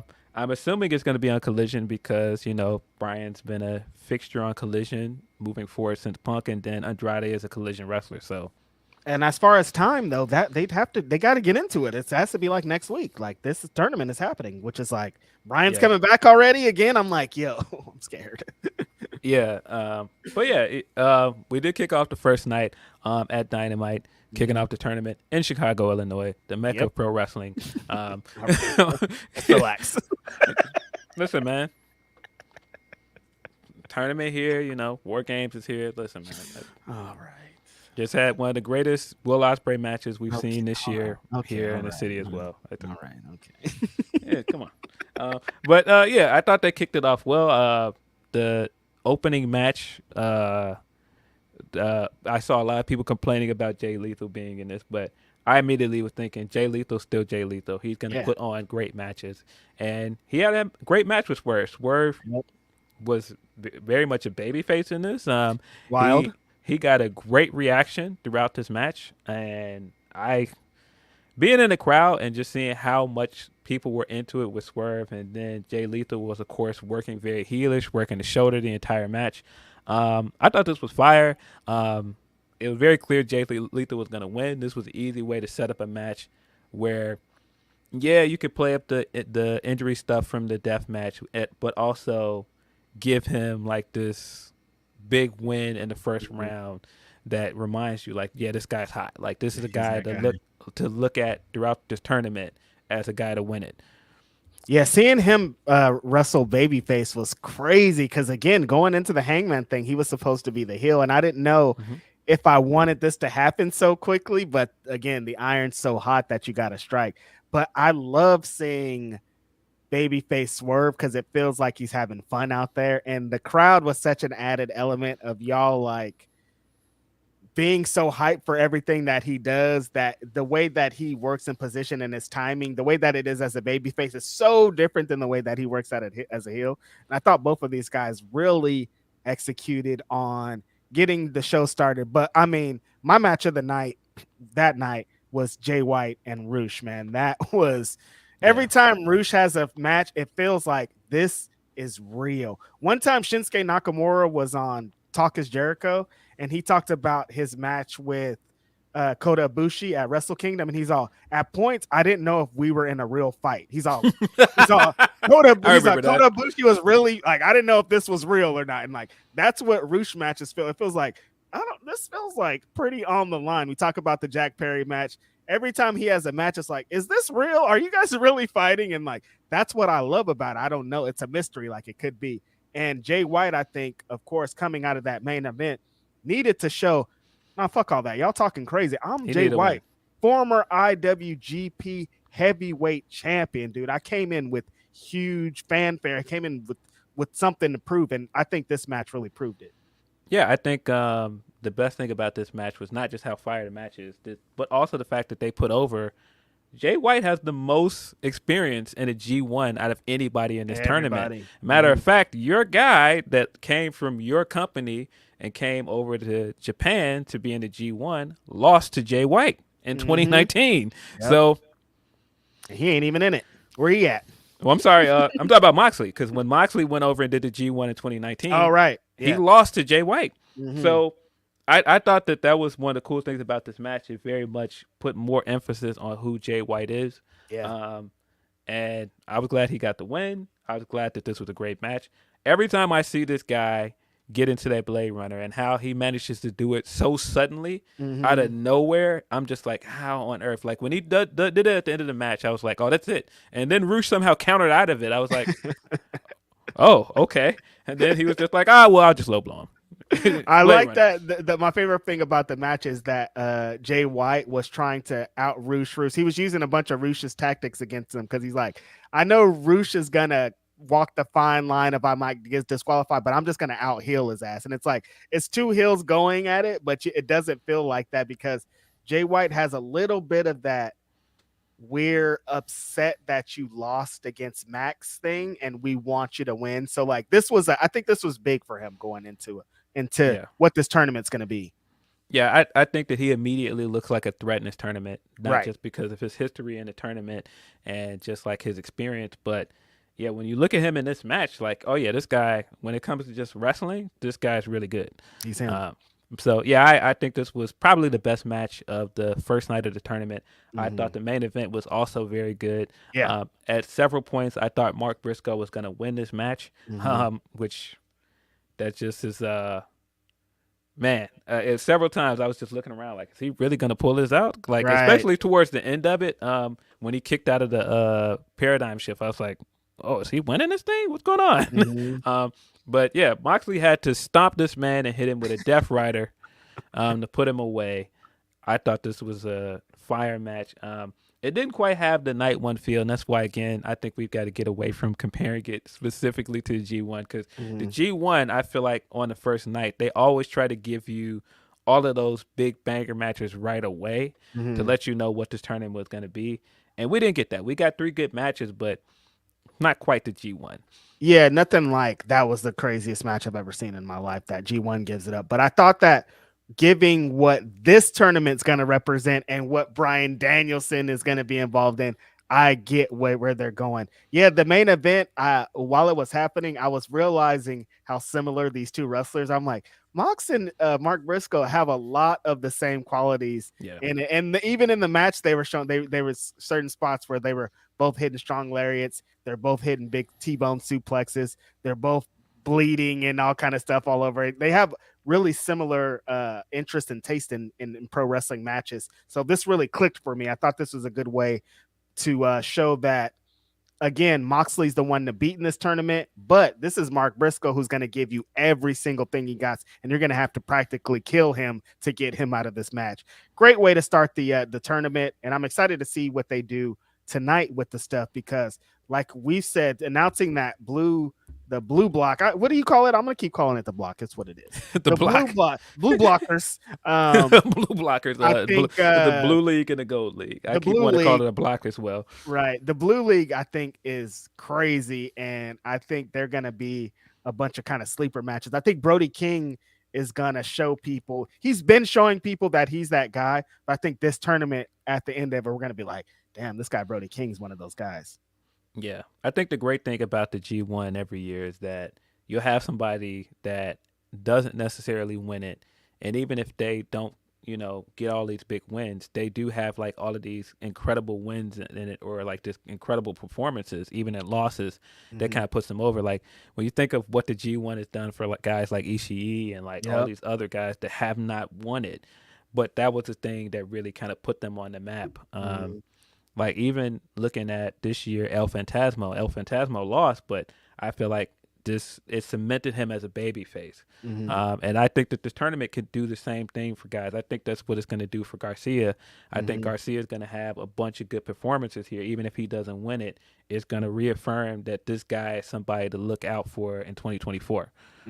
Yeah, I'm excited for Garcia. I was going down the list kind of seeing who he has a good chance to beat. And I think in his class, like he's beaten a couple of the people before. And I think the way that the position that he's in right now as a character, he could use a couple of these wins. And I don't think it's so far fetched that it's not like, damn, Daniel Garcia is going to lose every match. It's like, no, he has a way to kind of win every single one of them. And tonight's going to be a kind of testament to see where it goes. Again, Bryan Danielson, I don't know when you're going to be here, but I'm excited to see what you do here. And I'm excited to see where this kind of whole thing leads, because of course I said there's Moxus to lose. Swerve is in such a strong position that he's going to be a contender in this. Eddie Kingston has been on a run of a lifetime. He has all the championships involved. I'm still a little bit confused on the Triple Crown and all that, how that's going to happen, but it's a little convoluted. Yeah, it's after I was hearing that they were explaining, I'm like, I don't really know if I understand what's going on here, because initially Eddie Kingston said, I'm going to defend my belts in every single match, which we've seen things like that happen before. But then Tony came behind him and was like, no, the winner of the whole tournament is going to win the Triple Crown. Yeah, but I don't think that Eddie's going to go through this entire tournament undefeated. Right. Yeah, the rules are a little bit convoluted. Not the rules themselves, just the title stuff is convoluted. Yeah, right. But yeah, I mean, but so far, all three guys that won on Wednesday have 3 points so far. Jay White won his match, so he has 3 points. Jon Moxley won in the main event. He has 3 points. Swerve won the opening match. He has 3 points as well. My pick to win this thing is probably Eddie Kingston. I don't know. I really would like it to be Bryan, but you're not going to do this to me again, Bryan. Please don't do this to us, Bryan. We don't need it. We don't want it. Listen, man, the idea of this guy walking into Wrestle Kingdom to wrestle Okada with 3 belts sounds fire. That does sound super fire, though. That's why I'm like, don't get me to believe this is going to happen, and it doesn't. Oh, man. Damn. Yeah, so the Continental Classic is kicked off. I think it's going to be super interesting. We're back into it tonight, and we continue next week. Let's get into a few super chats before we move forward. Bragav says, happy Grapsody. Full Gear was really fun. Death matches aren't for me, but I was glued to my seat for this one. Randy's pop is going to be insane today. I was like, who is Randy? But he's talking about Randy Orton. I was like, Randy Couture? I don't know why I was thinking of Randy Couture. Randy Orton? Randy Orton. You talking about your boy Randy Orton out there? Yeah, it's getting pretty close. Phil, when are you taking off to the old Rosemont? Yeah, I'll probably leave after we finish recording. That 6, right? I don't know. No. Thanks. It's a 6. Neruban says, what if Jericho is the devil? Highly doubt it. Why not? That seems kind of like a maniacal thing that Chris Jericho would do. But he hasn't been linked to MJF in a while. Like, well, I don't see it. Yeah, I get it. I don't think so either. Bragav also says, I got into AEW in 2021 due to Punk. I stayed because this promotion is really special. I like that they are slowly going back to what made them unique. Yeah, I definitely feel like they should play to their audience. I know some people don't like to hear that, but the thing that made this an alternative and something different than what we saw on the other company shows is what they bring to wrestling. And it's cool to have some of those like more like character based things, like what MJF was doing before he was champion, what Tony's currently doing, even some of the Christian stuff. But I don't want that to necessarily dominate the programming. Yeah, I think MJF did a tweet and delete where he said, essentially he was like, there should be character work there. It can't be all just 5-star matches. And there needs to be stories told. And I'm like, there are stories told. They're told in the WWE. We're over here in AEW for a fucking reason, dude. I want to see Swafu. I want to see the stuff. Also, though, it's not all just about the character work. And it's also not all just about the Swafu. It's everything combined. And we were getting stories. Like, I just don't think that it was, that kind of storytelling. And again, I don't have a problem with that style of storytelling. I just don't really need it to dominate AEW. I don't really need it. I don't need it to be as overbooked either. I'm good. Agreed. Well, Chisholm says, I'm happy for Tony, but Sheeta, man, her first run with the title was COVID years, and we know that was Brit title, and then she loses it at All In, and now. P.S. Phil, why the fans doing the what chant? Yeah, what's up with y'all Chicago doing what chants, Phil? Don't say y'all. I wasn't doing the what chant. I was looking around in disgust at anybody that I saw doing it. Yeah, I'm like, what's going on here, Chicago? Why are y'all doing this? This sucks. Yeah, I hate the what chant. But I said that, and then Denise was like, if there's a good what chant, I'm in. I'm like, Denise, you can't. Don't do that. Why are you doing that? Shame on you, Denise. I'm like, when is there a good what chant? Because now it's just like either represents like some racism or like some that sucks. It's never good. I can't stand a what chant, buddy. It's one of those things in wrestling that I really wish would go away. It's we want tables is getting up there because after I'm like, why are you guys saying we want tables when Swerve and Hangman are legit killing each other? They're dead. There's barbed wire. Tables. There's a cinder block. There's guns. There's knives, and they're still like tables. I'm like, yo, they're dead. What are you gonna do with dead people on tables? It's crazy. Leonard Aarons III says irony. Adam Copeland stopping Christian from doing something bad to Mama Wayne just to do something worse to her son. I caught that as well. There were a lot of things I liked about the Christian and Copeland segment from Wednesday. Same. I did think it ran a little bit long, but I think the core pieces of it that were supposed to work really worked. I think the Luchasaurus stuff that they're leading to is good. I think the face turn stuff is there. The crowd was very much into him when it looked like he was going to turn in Christian. I thought the Nick Wayne stuff is great. Listen, turning Nick heel, that was the move, bro. I'm loving it. He has a very smug, punchable face as a heel. I didn't know originally, Phil. I saw, of course, before Nick Wayne came to AEW, he did a bunch of West Coast pro shows. So I interacted with him, and I'm like, this is just a nice young kid. I can't imagine him being a heel. But after seeing him this week, just wilding, not helping his mom at points, and just sitting back, letting Christian cook his dad, I'm like, this is wild. But this is great. Now, Christian saying, my favorite part was Christian making Luchasaurus get on his knees to scold him. And then when he gets to Nick Wayne gets on his knees, and Christian's like, nah, get up. Don't never let a man tell you to get on your knees. After he just told a man to get on his knees, I'm like, no, this guy's a menace, bro. Yeah, I thought all this stuff was great afterwards, and he's just like, and he's getting set up for the concerto, and you can see Christian up the ramp going, not my son, don't hurt my son. Great stuff. Christian's killing it, man. But yeah, then Edge coming down and saving him, but then doing that right in front of his mom. I'm like, it's an interesting play here, but okay.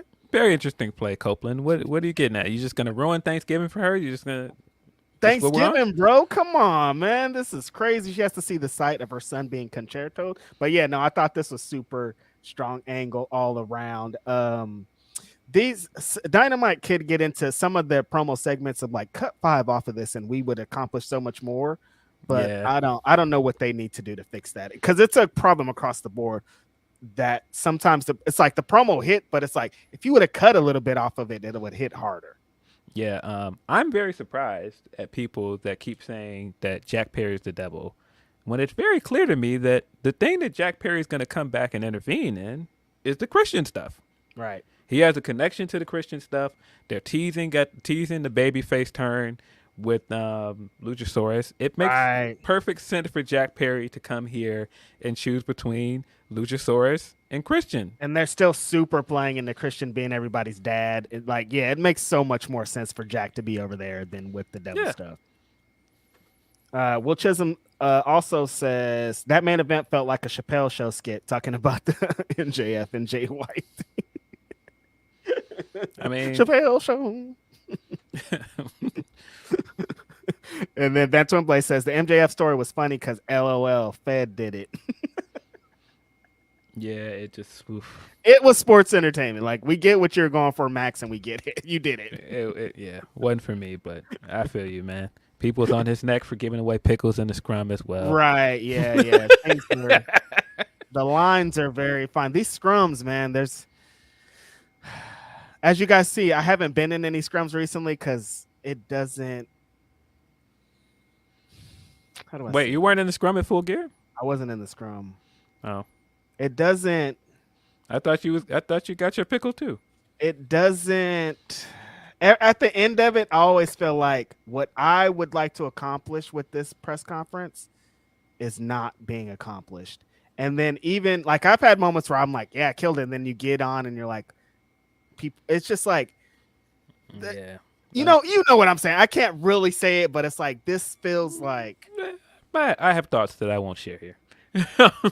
I won't share them here. I did think it was very funny that people made a big deal out of that pickle thing. And the funniest thing I thought of it was the homeboy that got up there with the tan jacket, and he came right in front of the camera, flicked his up like, got mine.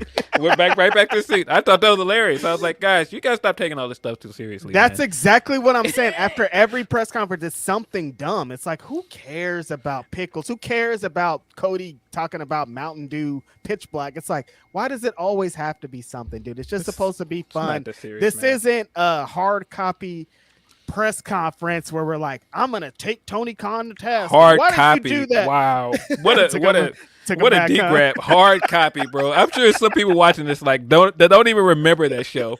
Hard copy. Showing my age, big dog. This is a hard copy. Hard copy. Wow. I took myself back with that one. But yeah, this is every time they think it's that, I'm like, why did you ask about the lawsuit that's going? I'm like, this isn't that, dude. This person has a blog where they talk about dogs. This person does food reviews. They're not about to be in here on some investigation journalist shit, dude. It's just Tony Khan wants to say we made $1 million tonight. That's it. Yeah, I know. Even tonight, there's going to be some dumb shenanigans. Somebody's going to ask some dumb question like, would you eat banana pudding with The Rock at the Super Bowl or something? Like, it doesn't matter. It's all dumb. Who cares? Oh, yeah. Leonard Aarons III says Jay's best work in New Japan came after a loss. He will be fine, folks, guaranteed. Also, Cole is the devil, not debatable anymore. And at Wembley, the mask was in Cole's locker. Yes, it was. And he's absolutely right. If people remember, when Jay White came back from excursion, he had that big loss to Tanahashi at Wrestle Kingdom, and people were like, what was the point of that? And then he went on this massive run after that. I feel like the run after the loss to Tanahashi is really what put him on the map. Mm-hmm. Dan V900 says Joe has to beat MJF for the title after giving up the TV title. Otherwise, he looks terrible. I'd have Brian win the title from Joe at Revolution, and then Swerve wins the title. MJF's reign has to end. Dan V started booking like a motherfucker right here in this thing. Shout out to Dan V. I like what you're saying here. Yeah, I think Samoa Joe looks very silly if he gives up that belt and then loses, and then it comes out at the end of this with nothing. I'm like, why'd you do all that for? Yeah, I mean, I think Joe's winning. Like, all of the machinations make it seem like Joe's winning. Right. And then, yeah, Brian beating Joe sounds super hot at Revolution. I don't know where Revolution is, but it's going to be a hot show. And then Swerve wins from Brian Danielson. See, like, I'm liking all this booking right here. Put it online. If I get my way in the Continental Classic the way I want it to go, I want the finals to be Swerve versus Bryan to get the rematch because Bryan beat him after Hangman intervened. And I think that should be the finals. Now, I do think if that's the finals that Swerve is going to lose, but get a Bryan Swerve match. Who cares what happens after that? Okay. I like it. Yeah. Bryan and Swerve in the finals. Deontay Soignier says, Randy Orton destroyed the babyface side for fun. Joe finna do the damn thing at World's End. Whose house? Swerve house. All love boys, and y'all be good. Appreciate you, Deontay, for always supporting and showing up on Saturday. Yeah, Randy Orton, we're going to get into some Survivor Series here soon. Dan B also says, I hate the idea that the winner of the Continental Classic gets the ROH title. It undercuts Final Battle, which is before it's a title defense. What do you do for Final Battle theoretically? 1 or 2, and he has another one that says Eddie loses the title without being in the final, which is terrible. TK saying the winner of the tournament next year basically confirms Bryan isn't winning, where it has to be Eddie versus Mox. Yeah, that's what's kind of confusing for me, is because a Final Battle's kind of looming over everything, and the ROH Championship isn't involved in this tournament. So I'm like, what the hell's going on with ROH then? Yeah, I don't know what to make of any of that. That's why I'm like, this title stuff is a bit convoluted. Right. But yeah, I kind of feel like Eddie's winning. Like, based off of everything he just said, I feel like Eddie's winning. Right. Dream Ninja 77 says Swerve basically being an evil baby face by just being so good and charismatic is amazing. Yeah, totally. Yeah. And then Dan B also says, if TK didn't mention the ROH title as part of the Triple Crown, the finals would be more interesting, where I prefer Swerve Bryan 2 or Mox Bryan over Eddie Mox, unless Eddie drops the title early at Final Battle. Yep. I Pretty think much Eddie echo might what I be. just said. I mean, look at the story we could tell here, you guys. Eddie Kingston's in the tournament. Also, Mark Briscoe's in the tournament. Mark Briscoe wrestles Eddie Kingston at Final Battle, beats him for the Ring of Honor Championship. It's still in the tournament. Yeah. I just made that up. Devil Kazuya 27 says, so ROH doesn't have a men's world belt now. Yes, they don't do. have any. They don't have any belts. They're not getting rid of the belt. They're not deactivating the belt. When he says I think that's the confusion some people are having, because he's saying unified. They're not deactivating the belt. It's still going to be an active belt. All 3 belts are still going to be active. Thank you, Phil, because that is the most confusing. Like, well, what the hell's going to happen to the Ring of Honor Championship? Why are you going here? Yeah, we all have those kind of concerns going off, but that's not how it's going to be. Yeah. Because it was like, what? Will Chisholm also says, what the F is going on with the Stardom? This Julia stuff, Stardom wrestlers calling out to EO is international. Triple H and William Regal are not slick. Well, you think that WWE is poaching all the Stardom talent? Is that a thing? Yeah, I don't. More concerning is all these injuries, man. Like, yeah, I think like Saya Kamatani's coming back soon, but man, Saya had a grizzly injury earlier this year. Tam just got hurt. Looks like she's going to be vacating her belt, which is a disappointing way to end her run.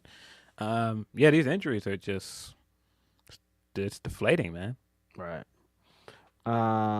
We got a couple of Will Chisholm ones. He says AEW fans are slowly turning into WWE fans with the what chants, the Seth song, and the LA Night. Yeah, it's getting scary. I think wrestling fans are just wrestling fans.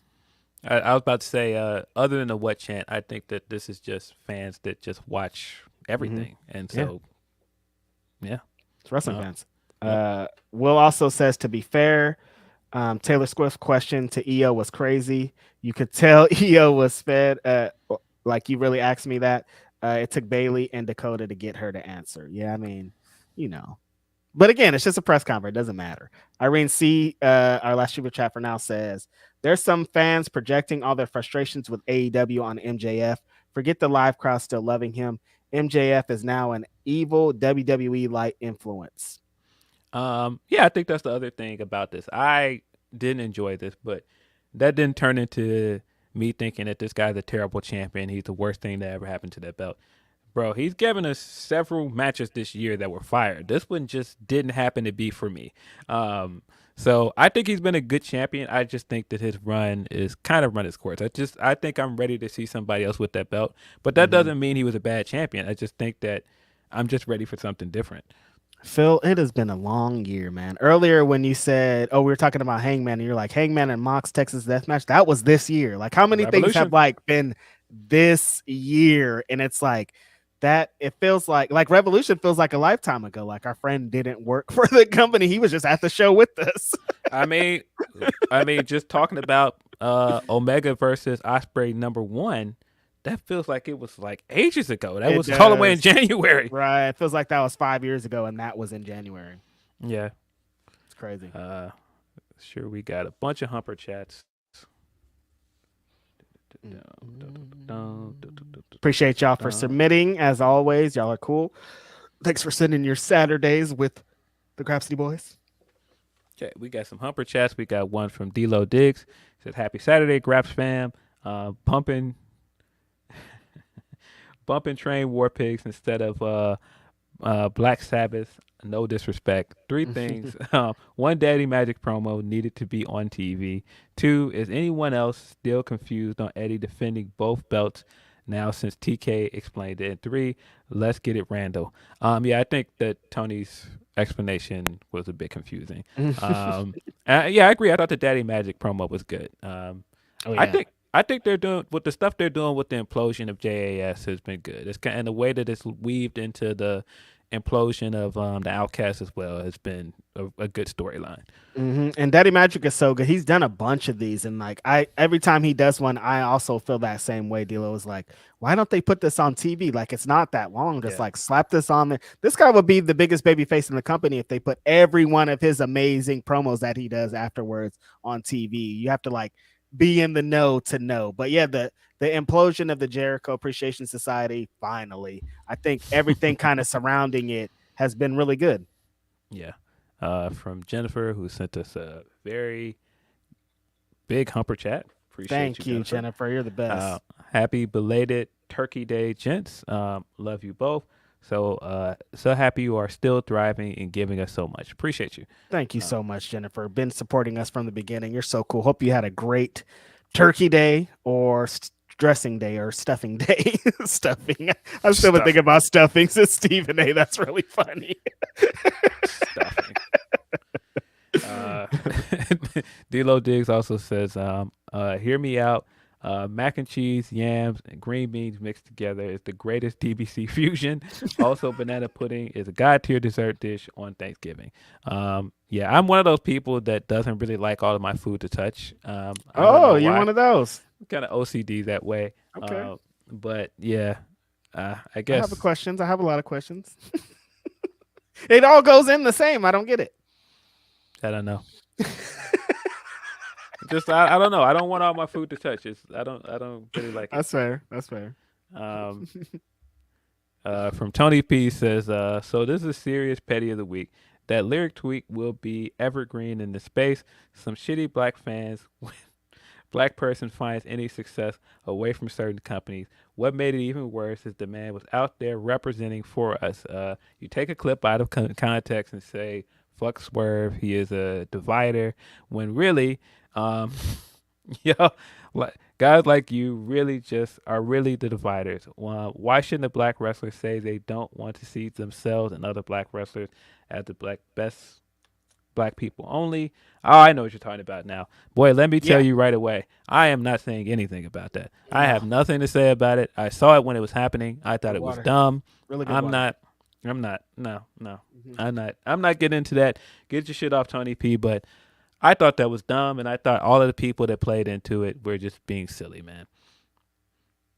I mean, bringing up a clip from a year ago when the guy had, not one of his best match of his career, and the guy is trending upwards. We know what that is, bro. Like that's hate, bro. Like it's just straightforward hate. Like this, and I can't comment because it's off the backs of a list, and I make a list. Yeah, it's hating, bro. Like if you just don't like the guy, just say you don't like him. It's cool. That's fine. You don't have to like everybody. Like it's fine. But there's a whole bunch of people that I don't like, and it's funny because y'all don't know about it, and you never will. Because why the fuck would I talk about somebody I don't like? That doesn't make sense. Yeah, that's all. The dividing stuff. There's, like I said, I can't get into that because there's things that I will say that will get misconstrued, and I don't want to do that. But I just thought personally it just looked like some hating, to be honest. But people do what they do. Tony P also said we should all wish as black people that black wrestlers are someday seen as a level of Danielson, Hart, Trish, Punk, Medusa, Okada, Sting, Austin, Becky, etc. And I agree. I think that I think what he said in the interview with Cass, we talked about it when it came out off mic. I think people are very much misrepresenting what he said, and I think if you watch the entire interview, he explained himself. And I mean, if you just don't like what he said, that's fine. It's his opinion. Like, the reason that I, as a list maker, and people probably, there were some people that were like, well, he's on that list, why you didn't blah, blah, blah, blah. I myself don't care, as I'll continue to say, my list is about 200 through 500. My list is about the people that you don't know. My list is about discovery.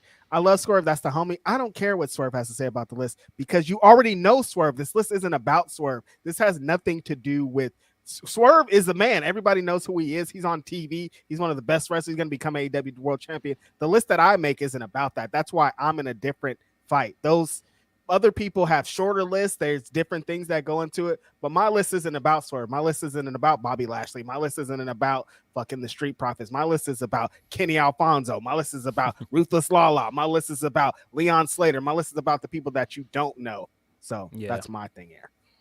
Yeah, I feel like the longer you talk about it, the more I feel like I want to say something. No, I'm just gonna move on because I just don't want to. I don't want to do it. I don't want no smoke, and I just don't want people. Me neither. I've already said too much. Yeah, I think that what people were doing was silly, man. And just like I said, if you just don't like the guy, it's fine. Tony goes on to say, this is why I love Reg's list, because it brings awareness to us in a community where we're a large part of, but often not welcome into in more ways than one, even by black people. We should hope that one day our kids will talk about Swerve, Mercedes, Trinity, Trick, Bobby, Athena, Shelton, Mello, etc., like the names I said above, and the same as distinguished way, not some bullshit popularity flavor of the month list. Yeah, I don't know. I can't comment on certain stuff. That's all I got, buddy. But I recognize that you're very passionate about the subject. We appreciate it. Yes, thank you. I appreciate your humper chats, man. Mm-hmm. I think I got all of it. He says, on a lighter note, John most definitely put his arm around a bloody Page and Swerve and pulled them into his chest and whispered to himself, "My babies," with blood still pouring from his head and tears in his eyes like a proud mom after that match. I mean, we saw how enamored he was with Swerve when he found out he was kill switch. So, yeah. I could imagine that while the match was happening, Mox was watching on a monitor backstage going ham. Yeah, I could. Yeah, do it. Basically, the commentary from Wrestle Dream. Yeah, light him up, light him up. Definitely. Yeah, blood. I love this shit. Light him up. Oh man, good shit. Bizarro Big L, he says, "Sup dudes, happy Graps. Feels like some guys playing down Ospreay signing are WWE stands and haters dumb. For some pure wrestlers, the WWE style is too restrictive. Who else could be turned away? Should J. Cole remix the role models, the Jada line? That line hasn't aged well. I'll give you that much. But nah, leave it in. There's so many lines like that that probably not aged well. He talked about it on the podcast that he did with Lil Yachty, and they were like, because there was a clip going around of him not saying that line in one of his shows, and it went viral again, even though it was like from a year previous. So he was like, no, he's like, the thought, like, everything that they've been through, Will and Jada, they're still down for each other. Still, like, even though she be talking wild and doing, they're still like down for each other, and he still would kill somebody for Jada, and that's what Cole's talking about. Yeah, yeah, yeah. That was a good way to bring it back around. I mean, we definitely seen that when Jada was getting in that car, and she was like, "Nah, we sewing." Yeah, we saw it. Don't talk about Will crazy like that. Like that's my husband or ex husband or Exactly. whatever. But Mm-hmm. nah, I don't talk about him crazy like that. Mm-hmm. We suing. We sewing. Yeah, nah. People that then turned it into the Pac clip of him spitting in the camera. I was like, y'all are crazy, bro. How do these people come up with this? y'all Seriously. y'all When are I see crazy. it crazy, and it doesn't take long, like that took like 10 minutes after that clip of Jada happened, somebody did the Tupac thing. I'm like, how do you think of this that fast? Yeah, as soon as I seen that bandana and the Red Wings jersey, I knew exactly the clip. People are people are Oh, sick, it's man. so good because it really looks like that too. Like she's spitting on the camera. I'm like, you guys, like, I don't know how you do it, but bravo. More from Bizarre Big L. He says Max is a smart wrestler and has built his matches differently. Do you think he has purposely did this type of match to lean into him possibly losing, to Yes. get subtle heat on MGF? So when he drops the belt, people are calling for it. Manipulation is happening. That is an interesting way to think about it, but I really think the story is that he wants the Triple B to be considered the most prominent prize in the company. And so he wanted to make it look like I had to go through all of this to get it back. And it was worth it because this is the top prize in wrestling. This is why this makes everything I did as a heel worth it because I did it all to earn this. And I Mhm. think that is all good storytelling. I just didn't really like the execution of it. It's 1998 Stone Cold Steve Austin booking. Like Vince McMahon Yeah. used to put everything. You got to beat the Undertaker, then you got to beat Kane, then you got to beat Mankind. You got Yeah. he's stacking that deck against him because it's like, oh, it's all for this big prize, and if I come at it at the end, I'm a bigger baby face. But it felt like I still, and Phil along with me, we still don't believe you, Max, as a baby face. So it's like I don't. There's still moments where I'm like, I still don't believe this guy. So why am I supposed to believe this? Yeah. Yeah, I just didn't like the execution of it, but I understand the story he's trying to tell. Right. He also says Swerve is on one right now. His psychology is top tier. No doubt he will be champ within 6 months, if not sooner. Do we think they are holding off on Keith Lee going to the main event till Swerve is champion? And these continental matches are going to be hitters. I don't know. I don't know if they're holding off on the Keith Lee thing. I do think it's interesting that people still want this Keith Lee match. They are not letting this go. Why, Phil? They'll Pe- never let it go. People still want this Keith Lee and Swerve match. So I hope that they do go back to it. I think that there's ways to do it, man. I can't say that that's something that I've been like, oh, they got to do this. But there are so many fans that are like, when are we getting that match though? I So was on the train of you guys. You can pull up podcasts of me being like, stop it, you guys. But at this point, there's so many people that say it, and it's comes up so often. I'm like, please do the match so these people will stop saying this. Because anytime you mention Keith Lee, somebody's like, Swerve. Swerve could have a great, amazing promo or match or something, and people are still like, well, what about Keith Lee? I'm like, how are you still thinking about Keith Lee? So I want you to do the match now just so people will stop. Please. yeah, it's never gonna go away. See, Bizarro Big L also says that we want tables or fire chants need to chill. I've heard them at the last two shows I've been at and have had people wiling. As Eddie said, Stone Cold ain't here. We don't need it. For Yuka chants, she announced for Yuka fans, sorry, she announced the move stateside so she can get the AEW women's belt. Yeah, Yuka's great. I'm glad that she is cleared again to wrestle. It was very scary at one point because she had that it was a head or a neck injury, I think and so. Maybe they concussion space or something. yeah, I believe it was a head injury, but there was some suggestion at one point that could be like a career-ending injury. So, very much glad that she is back and having her stateside and with AEW could be a big move for them. Yeah. And shout out to also somebody talking about trying to be in AEW. Hiromu Takahashi said that he would love to come defend his championship on AEW TV. And like, bro, put that on Wednesday. What's going on here? Nah, I immediately feel like I'm looking around, like when You know, in Five Heartbeats, when Bird and the Midnight Falcons come out, and Bird is like looking around before he starts singing. That's how I feel like. I'm looking around, like somebody make this happen, bro. It's for real. Like, what's going on? Like, why is he even saying this and it ain't being executed yet? This is crazy.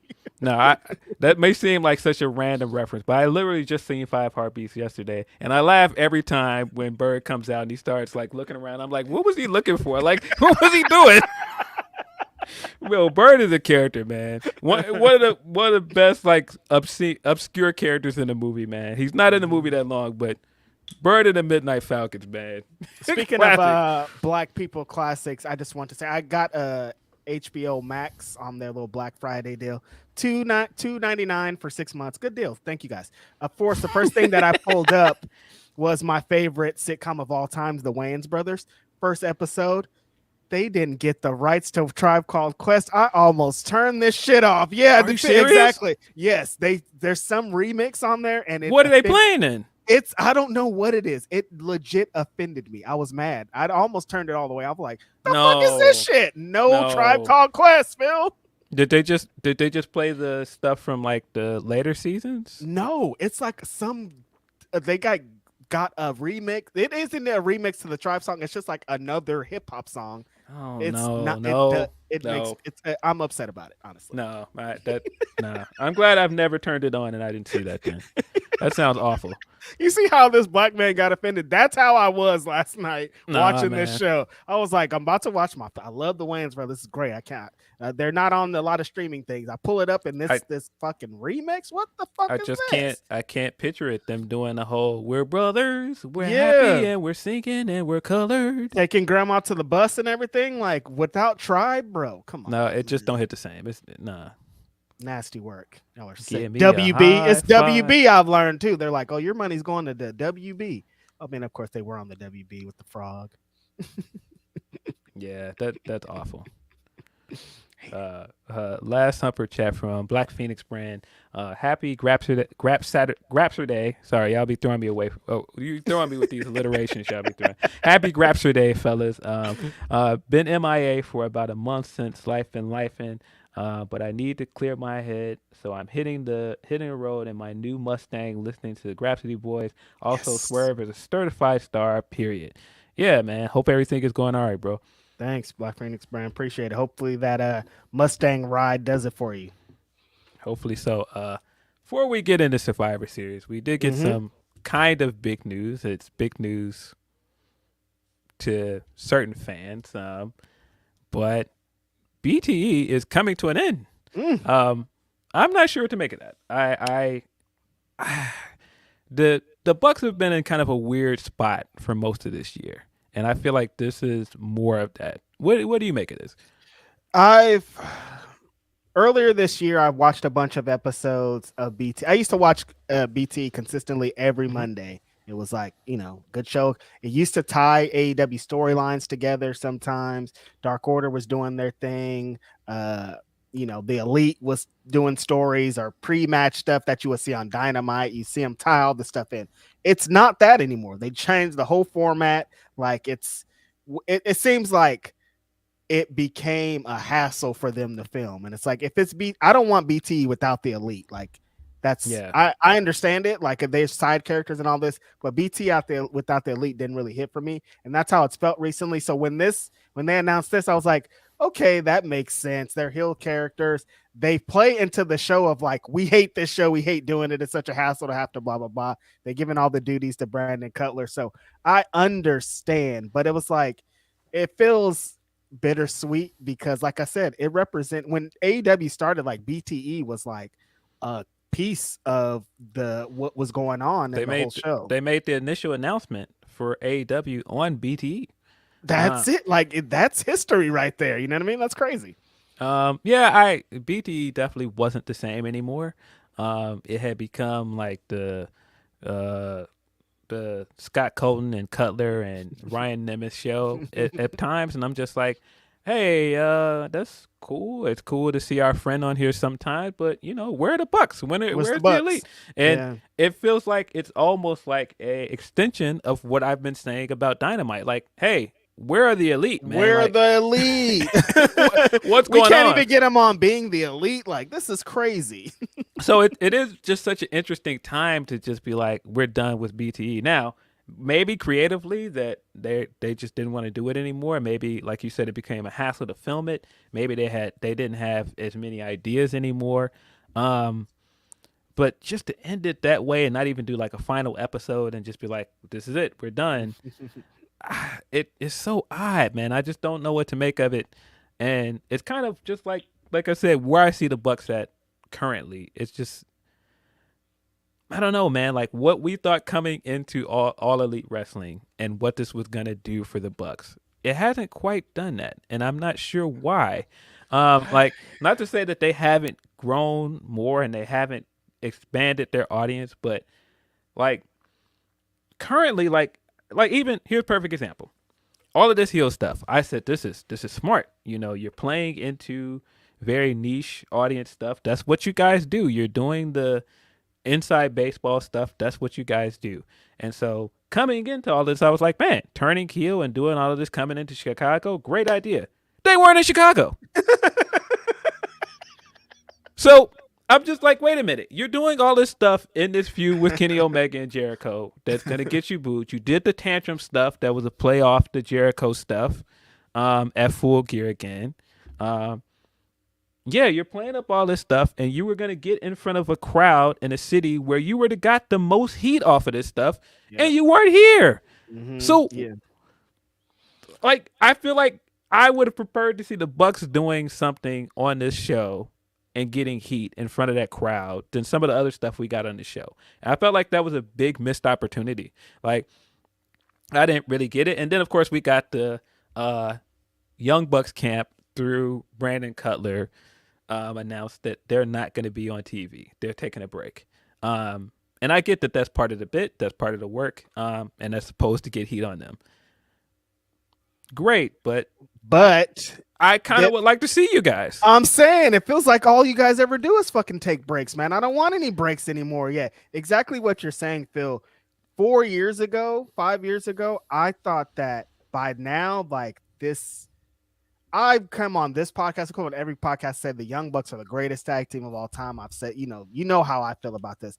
I think that they're taking so many positions to try not to be what people thought they were going to be. Like initially, I think they should have came in and been world tag team champions because they were the hot. Just same thing with Kenny Omega. Like I understand everything that happened. It's like you got these people in their prime. Like I know the perception is, oh well, why are the EVPs champions? It's like because they're the fucking best wrestlers in the world. They should be, and they took so many positions to not do that and kind of like, yeah, for the greater of the brand, which I understand. But like I want to see Matt and Nick, man. I want to see the Young Bucks and against all the badass tag teams in the world. And it felt like we've gotten to so many positions, whether it be injuries or brawl out or any kind of things like that, where the Young Bucks are gone. Like, so why are you telling me again that you're going to be gone? Yeah, I just feel like that was a big missed opportunity, especially after last year and what you did in Chicago the day before Thanksgiving last year. Now you're intentionally turning heel. I feel like this was the moment to really rub it in and get the heat in Chicago, get booed, and have your way with this. And it just, we didn't get none of that. Like I didn't really understand why. And so then you also have the report that came out this week from Dave Meltzer, where he says they're taking a break and then they're going to come back and they're going to lean in and do the heel act. They're going to be like authority figures kind of, and they're going to do this act with Cutler and your boy Boom Boom Colt Cabana. I don't know what to make of this, man. And I know that I said this at the start of this with the BT stuff, but I honestly don't know what to make of this because I think in one breath this can be good because it will get heat on them, but at the a lot of heat. But at the same time, no, I'm not interested in more stuff with Cutler. Cutler's right. Cool. I like Cutler as a backstage figure or your friend or whatever, but even adding Colt Cabana to this thing, hey, great. Get to the graps though, man. Like, get to it, man. Get to the graps, man. Like, yeah. Get to what I want to see you guys doing, whether it's a heel or babyface. Give us the tag matches, bro. I want to give us what we came here for, man. Mm-hmm. And Man, it's frustrating in some ways because I do think they should turn heel. I do think that's the right move. I mean, when we first talked about it on here, I was like, this is great. I think that they're better as heels. This is going to be good. Honestly, I think it's a blessing in disguise that we didn't get the FDR match because I would prefer a heel run as opposed to another lackluster baby face Bucks tag title run. And not to Correct. say that I know it would have been lackluster, but just given how divisive the crowd is for them now, it just wasn't gonna have the impact that it could have had. I think it would. I think they're better off as heels. Right. But Yeah. yo, if you're just gonna be heels, do the heel stuff that In the ring. I came into this liking you for, being a fan of you. When I discovered you guys through New Japan and Ring of Honor, you guys were the shitty, annoying heels, and then you get on BTE and do all the bits and annoying stuff. That's what made me a fan, man. And it's just like, bro, just get back to that. That's all I want to see. And so to tie this into BTE going away, it's kind of like, all right, where along the way did we lose the recipe, bro? Because I just don't get it. Like, what are we doing, man? Like, it's not just with BTE and where it was before it went away, but it's just like, even with it going away, it's just like, all right, what are we doing then? If you tell me BTE is going away and you're going to then focus this into an act where you're going to be on TV more and certain things are going to change, then I'm excited for that. But if you just tell me that BTE is going away and then you're not even on TV, then what are we getting excited for? Like, So you mean to tell me you're double taking away the Young Bucks from me? I can't see him on Dynamite and I can't see him on their own damn show on BTE. When am I supposed to see these guys? I get it. Yeah, I'm on the same boat as you, Phil. Young Bucks should be heel. I think they've always, the reason that I became a huge Young Bucks fan is because of heel Young Bucks. Like the babyface stuff, I mean, it's always fun, but I like that heel shit.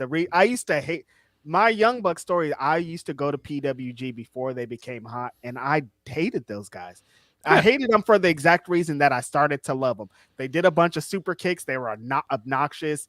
All their matches kind of felt like the same. But then when I realized what they were doing, it made me love them. But they haven't been doing the thing that made me love them because they're spending so much time being away. And I get it. There's a bunch of extenuating circumstances, but like, I just want to see you guys wrestle. The Lucha Bros, the fucking, all these teams. I could go about a million teams, but like, you're not giving me that. You're playing the stories again. Here we go. We're doing these stories. We're doing these things. We're going to play this heel persona. But at the end of it, I want to see you in matches with people.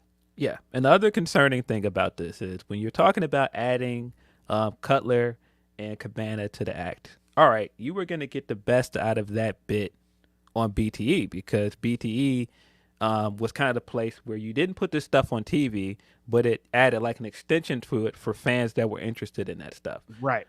Now you're basically telling me if BTE is going away, that means that Cutler and Cabana are going to be more present on TV in this stuff with you guys.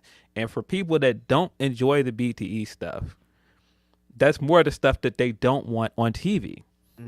Yeah, that was exactly kind of the things that we're saying. There are some people that felt the opposite. They're like, I don't want to see this BT. I don't want to see this internet bits on my TV. I want to see real wrestling. I don't want to see Ryan Nemeth doing bits. I don't want to see Cutler doing his spray can thing. Like, they don't want that. So it could be a turnout. But that is going to play into their heel persona. So it's kind of a gift and a curse. And that's why I'm saying that's why I said initially I don't know what to make of it because this could work because we know them. They could make this work, but I just, man, it is a little bit concerning to me. And I've been a little bit concerned with the Elite's presence on the show most of this year. And so all of this, I'm just kind of like, what is going on, man? Like, it shouldn't be this hard to book these guys in an interesting way and have them on TV, man. It does feel like we're losing recipes because, like, exactly along the lines of we're talking about with Kenny and the Continental Classic, it's like, just do it, man. Why aren't we just doing it? That's why I'm saying, like, if this is just me, and of course I don't book these things, and I'm not, of course, arguing that AEW should just book specifically for me, but I'm just like, yo, if this is the things that AEW was built on, then yeah, Kenny should be in the Continental Classic, and these guys should be on TV doing the tag team stuff. Like, man, if the point of this Jericho stuff was to split those guys up for now, and let them go their separate ways, then get to it, man. Like, Yeah. let him go and do his single stuff. Let them do the tag team stuff. Like, And in this sense, again, what the Young Bucks were saying about Chris Jericho a few weeks ago is right. You got Kenny Omega in the fucking Jericho vortex again, and we haven't seen him.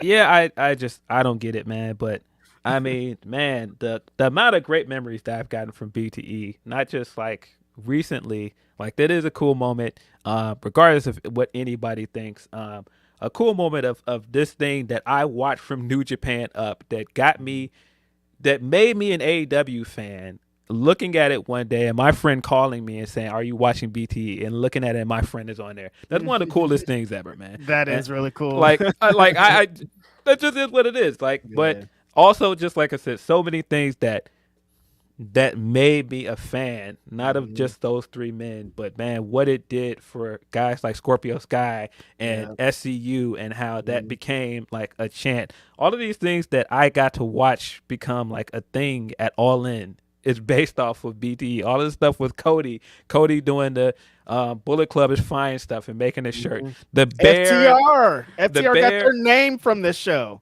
FDR got their name from this show. Like, so many things that BTE gave us as like not just, you know, AEW fans or New Japan fans, but just wrestling fans. Like, what that did for so many indie wrestlers, man.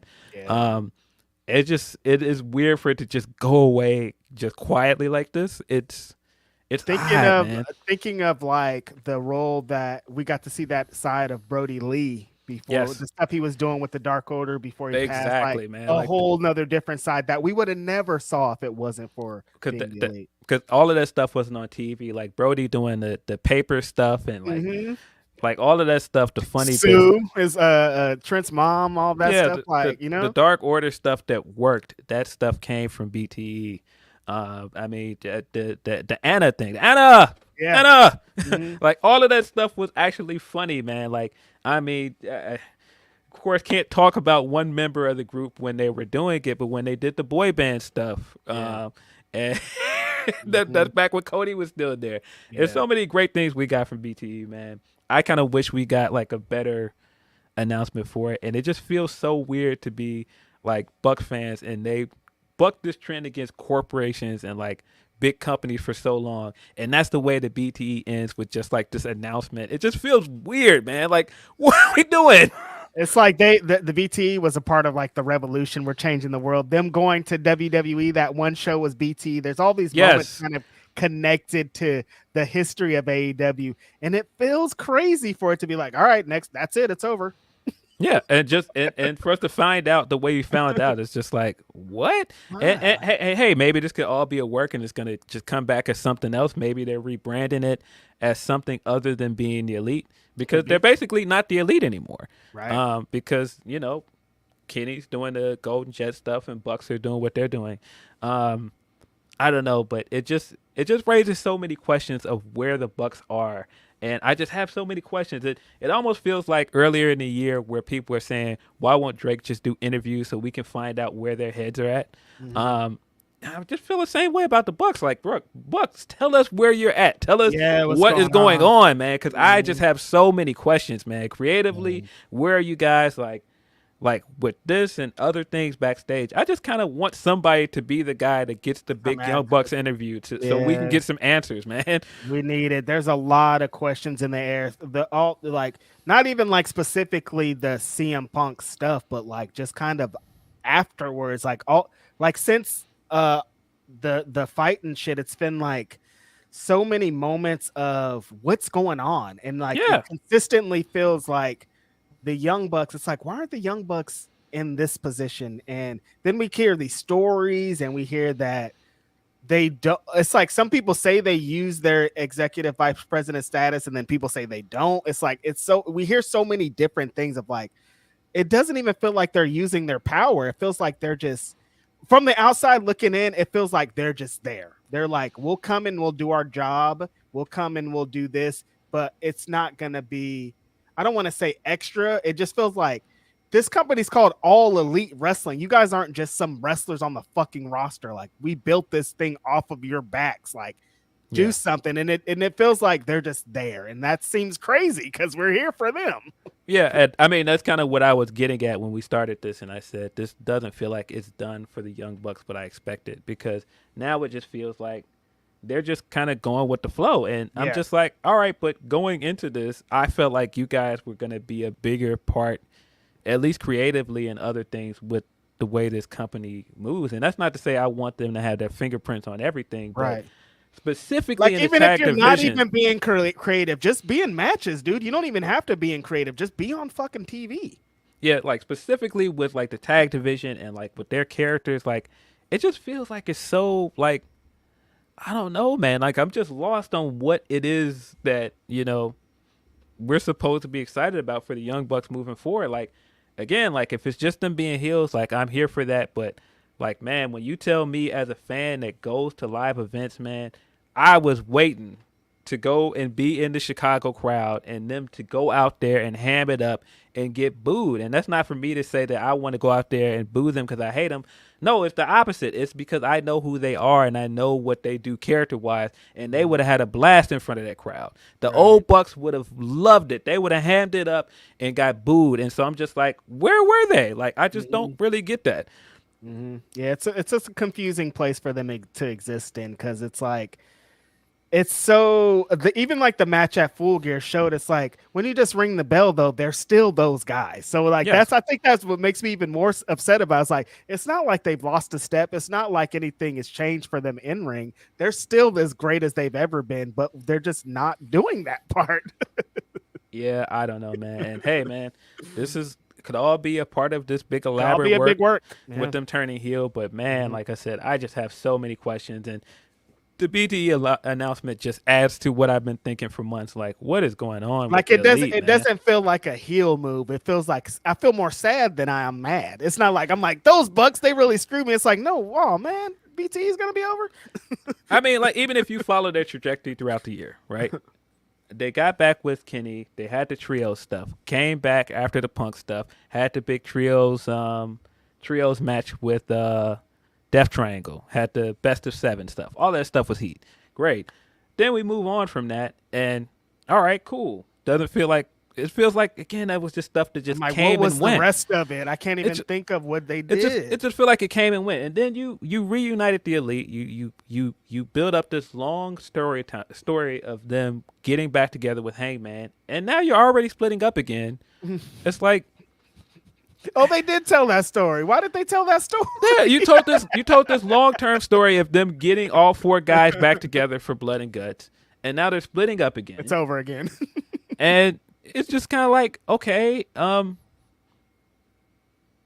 don't know, man. It's just kind of all over the place, man. I just don't know what to make of it, bro. Like I just I keep trying to come up with something better to say, but I just don't know what to make of what's going on with them direction wise. Yeah, I just want to hope that it is this heel thing and they're gonna bring it back with a different name or something's gonna happen because it just feels crazy. It feels like and it doesn't feel sudden because it's like it's like what's been going on with the Young Bucks? Why aren't you Yeah. these started off with the best of 7 shit, which was heat, fucking super, but and then you would think something more could happen, but there's nothing to latch on to. It's just like the Young Bucks are here. They'll randomly announce a cool match.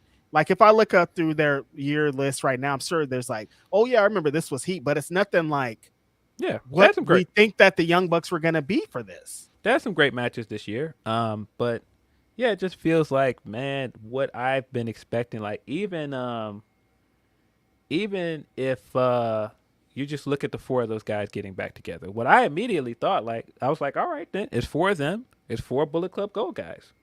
We're heading to That's where I thought we were going after this. we're heading MJF to and Elite JY versus stuff. Bullet Club Gold, and you started it at All In, and then you just dropped it off the face of the earth. Mm-hmm. Yeah, that's exactly where I thought after Jay White because they got Kenny in the mix when they did the Max with Match and the match with Max, and I was like, okay, that's where we're gonna lead to next. But then I don't know where Chris Jericho is. He's gonna be in a tag team match with Chris Jericho against Big Bill and Ricky Starks. I love a lot of people involved, but I don't want that. What the fuck would I want? Why do I want to see that tag match, Phil? Yeah, I don't know. I don't see this at all. Maybe Michelle they all Dolores. turn heel together. Kenny is just too hot as a baby face right now. You don't turn him, man. I think that'd be a mistake. And I think that's why they've parted ways is because Kenny is just too hot as a baby face. I just don't see them turning him. So why the fuck is he with Chris Jericho then? I don't know. I don't know. I have no answer for that, man. That's why I'm like, there's just so much of this is just so confounding at the moment. Like, I just don't get it, man. Like, I just don't get the utilization of the Elite at the moment, man. And you just made a big deal out of getting all 4 of these guys re-signed in the middle of this year. And I'm like, so confused. right now, it just like direction-wise, like, I just don't know what, like, at least Hangman is like in like one of the best feuds of his career with Swerve, and Kenny has some great stuff this year, but like those 3 guys, like I just don't know what's going on, man. Luckily, Hangman got to be in the Swerve thing because who would have fucking known if he wasn't involved with Swerve? He'd be at home with his baby probably. This is like, it felt like that. Like I said, I think they leaned into the we don't want to be the top guys of our company because that looks away. But like, lean out of it, dude. Like, we're already here. The company's established. Like, I don't want to be in 10 years like, oh damn, we should have done more with Kenny Omega. We should have done more with the Young Bucks when we had them. And that's feel like where we're gonna get to. It's like we have these great people, but they're EVPs, so they play a different role. I want to see Kenny Omega wrestle on fucking Dynamite all the time. I want to see the Young Bucks wrestle on TV all the time. That's what this company is all about. And it feels like they're not giving it to us. And it feels like every time they do, they give us like here damn things. They're like, Kenny Omega's here, but he's gonna team up with Chris Jericho. And you're like, that's not what I asked for, though. I mean, that's part of what I've asked for, but what's going on here? Even if this is a way to like give him a better schedule so he doesn't have to do single matches year round. Fair. Right? I get that. But if you're going to give us that, like, I feel like you got to give us something that's comparable or more interesting than what he would have been doing as a singles wrestler. For me personally, the Golden Jets thing is not enough to be like, all right, this is worth him not being in a Continental Classic. If we're doing a tag team and you just signed who we all think of his best tag team partner in the world, why? I'll take a Kenny Omega tag team every single day if right next to him is fucking Kota Ibushi. But if you got him in a tag team with Chris Jericho because you're trying to tell some old Don Callis Winnipeg stories, I'm out. Like you guys did it. Like I feel like they've already stretched what they could get out of that angle. I don't want if the goal of this is Chris Jericho and Kenny Omega as tag team champions, I don't want that. I'm not interested in that. 0%. You're absolutely right, and that's why when I say like the Golden Jet stuff is not really for me, and I don't really care for that name, it's because when you signed Kota Ibushi, and this guy debuted, by the way, debuted during the storyline where those 4 got back together, and what this means because of BTE and Kota Ibushi being on BTE, I thought that this was leading to us getting Golden Lovers matches, not Jericho and Kenny matches. So I'm kind of looking around like, what are we doing? And that's what I'm saying. Like, if you're not going to do Kenny one-on-one matches, why are we not getting Golden Lovers matches? Why are we not getting anything that played into any of the stuff that you started building toward earlier this year? Like, or do a 6-man thing. Like, there's a whole bunch of stuff we can do. Like, you're playing, like you want to keep Kenny's body, I understand, but there's other stories you can do while doing that. Yeah, I just, it's very confusing. I like even going into this end of this year, like giving us the Kenny versus MJF match when we got it. Now I'm just kind of like, all right, what are you going to do with Kenny for the rest of the year? Is it just going to be this tag team? I guess. I think that's where we're leaning towards. Like the World's End match is going to be Kenny and Jericho against Big Bill and Ricky Starks, and like that's not really. I mean, and to be fair, and I knew someone's going to say this, so I'll just address this. He said Jericho. I think they're supposed to say Mr. Twilly. Says Jericho is a goated tag team wrestler, though. Y'all are just Jericho haters. Ibushi can barely wrestle right now. I'd rather see Jericho with Kenny. Jericho is not a goated tag team wrestler. Half of his reigns are with the fucking Big Show. I mean, beyond that, this isn't really about whether I like Jericho or not. This is just kind of me going, all right, you got Kenny Omega, and Kenny Omega started this year white hot with this match with Ospreay, then had a second match with Ospreay, and even if you're not going to do the singles match again, one of the biggest things coming out of the Blood and Guts match was that Kota Ibushi was back, and he's here in this company like we've wanted for 4 years. Mm-hmm. We've been wanting Ibushi to do something with Kenny Omega for 4 years. That he was going to come in off rip too.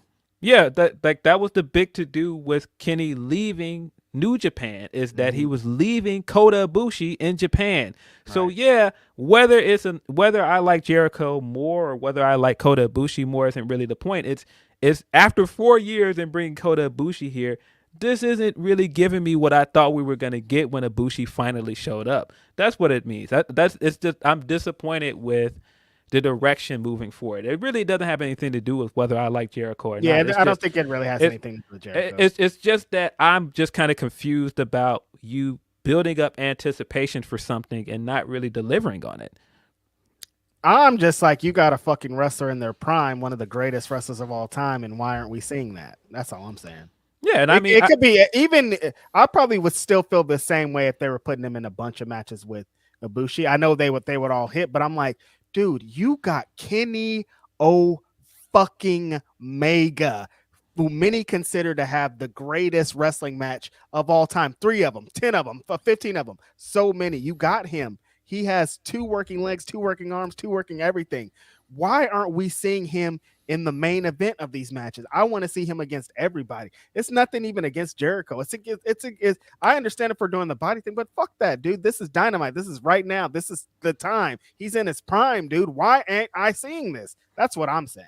Yeah, and I mean, even if you tell me Ibushi's not ready to do tag team stuff and he's not in a good place to do the Golden Lover stuff the way we want it. What happened to all the Takeshita stuff that you were doing? Like, where is Takeshita? Like, what? I don't know. It's so many things. My big homie was gonna get a match after that Jericho shit too. What happened with that? Like, it's just so many things that I feel like they started and it just went away, and I'm just like kind of like, nope, we're gonna be a tag team now, and it's like, oh, right. it just kind of went up in smoke. It was just like, poof. Well, we're moving on to this now, and it's like, okay, fine, I guess.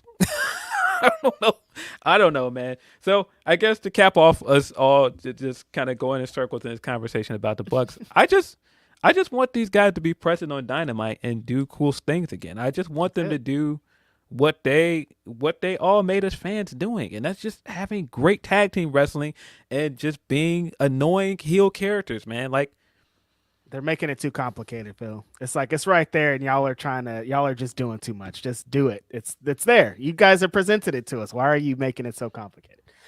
Thinking that this is going to lead to something, so that's where we'll leave it. Let's get into a few super chats before we end the note on Survivor Series. J Miller 3389 says, I know Bailey is trolling with her Instagram posts, but I could see Mercedes fitting into Damage Control storyline. Damage Control needs to pick up the W tonight. How do you feel about that, Phil? Where does Mercedes fit into Damage Control? I think that she could fit, but I don't think that she will be showing up tonight. No, I think if people are thinking that's crazy. I think that whole plan thing is that I think she is trying to get people excited for something because she's a heel, and B it's Bailey and she trolls. And I thought that it was connected to the match last night. That's kind of how I interpret it, because she teamed up with Asuka against Becky and Charlotte, and in the picture she's champs with Asuka. That's what I thought, but people are just like, Mercedes. Yeah, the other part of the picture is Asuka and Kyrie are there, and she's in a stable with Asuka and Kyrie. Right. Yeah. People are automatically just like, oh, Mercedes is back. And it's like, I don't think that's what she was doing, but it's going to play into her troll shit. No, I don't think that's what she was doing at all. But I think, of course, she has not been quiet about the fact that she does want Mercedes to come back. And every chance that she gets, she's going to like, oh, hey, man, could always be here, and like try and build Remember this? Yeah. So I don't think that we'll see Mercedes tonight. That would be funny that if everybody was expecting CM Punk I won't say everyone. People are expecting CM Punk, and then we get Sky's the Limit instead. That'd be really funny. That would be funny, because remember last year we were expecting Mercedes, because remember they were in Boston last year for Survivor Series. This would be so funny. Yeah, no, I mean, not gonna happen though. Yeah, no, the roof would blow off all state arena if we get sky's the limit. I mean, there's reasons for it to make sense because of the horsewomen stuff they're doing in this match, but I just don't see it. Like Bailey needs help, and like who's gonna help her? Her best friend Mercedes. Like it could, but I don't see it happening. Yeah, I mean, and it goes with the story they're telling with Charlotte and Becky, where they had this feud, and now they're kind of like trying to make up. And before Mercedes left, her and Bailey were still on the outs. Mm-hmm. Now you didn't convince me. Mercedes is going to be there tonight. Now, Charlie Sanchez says, hey, guys, I've been an AEW fan since the end of the pandemic.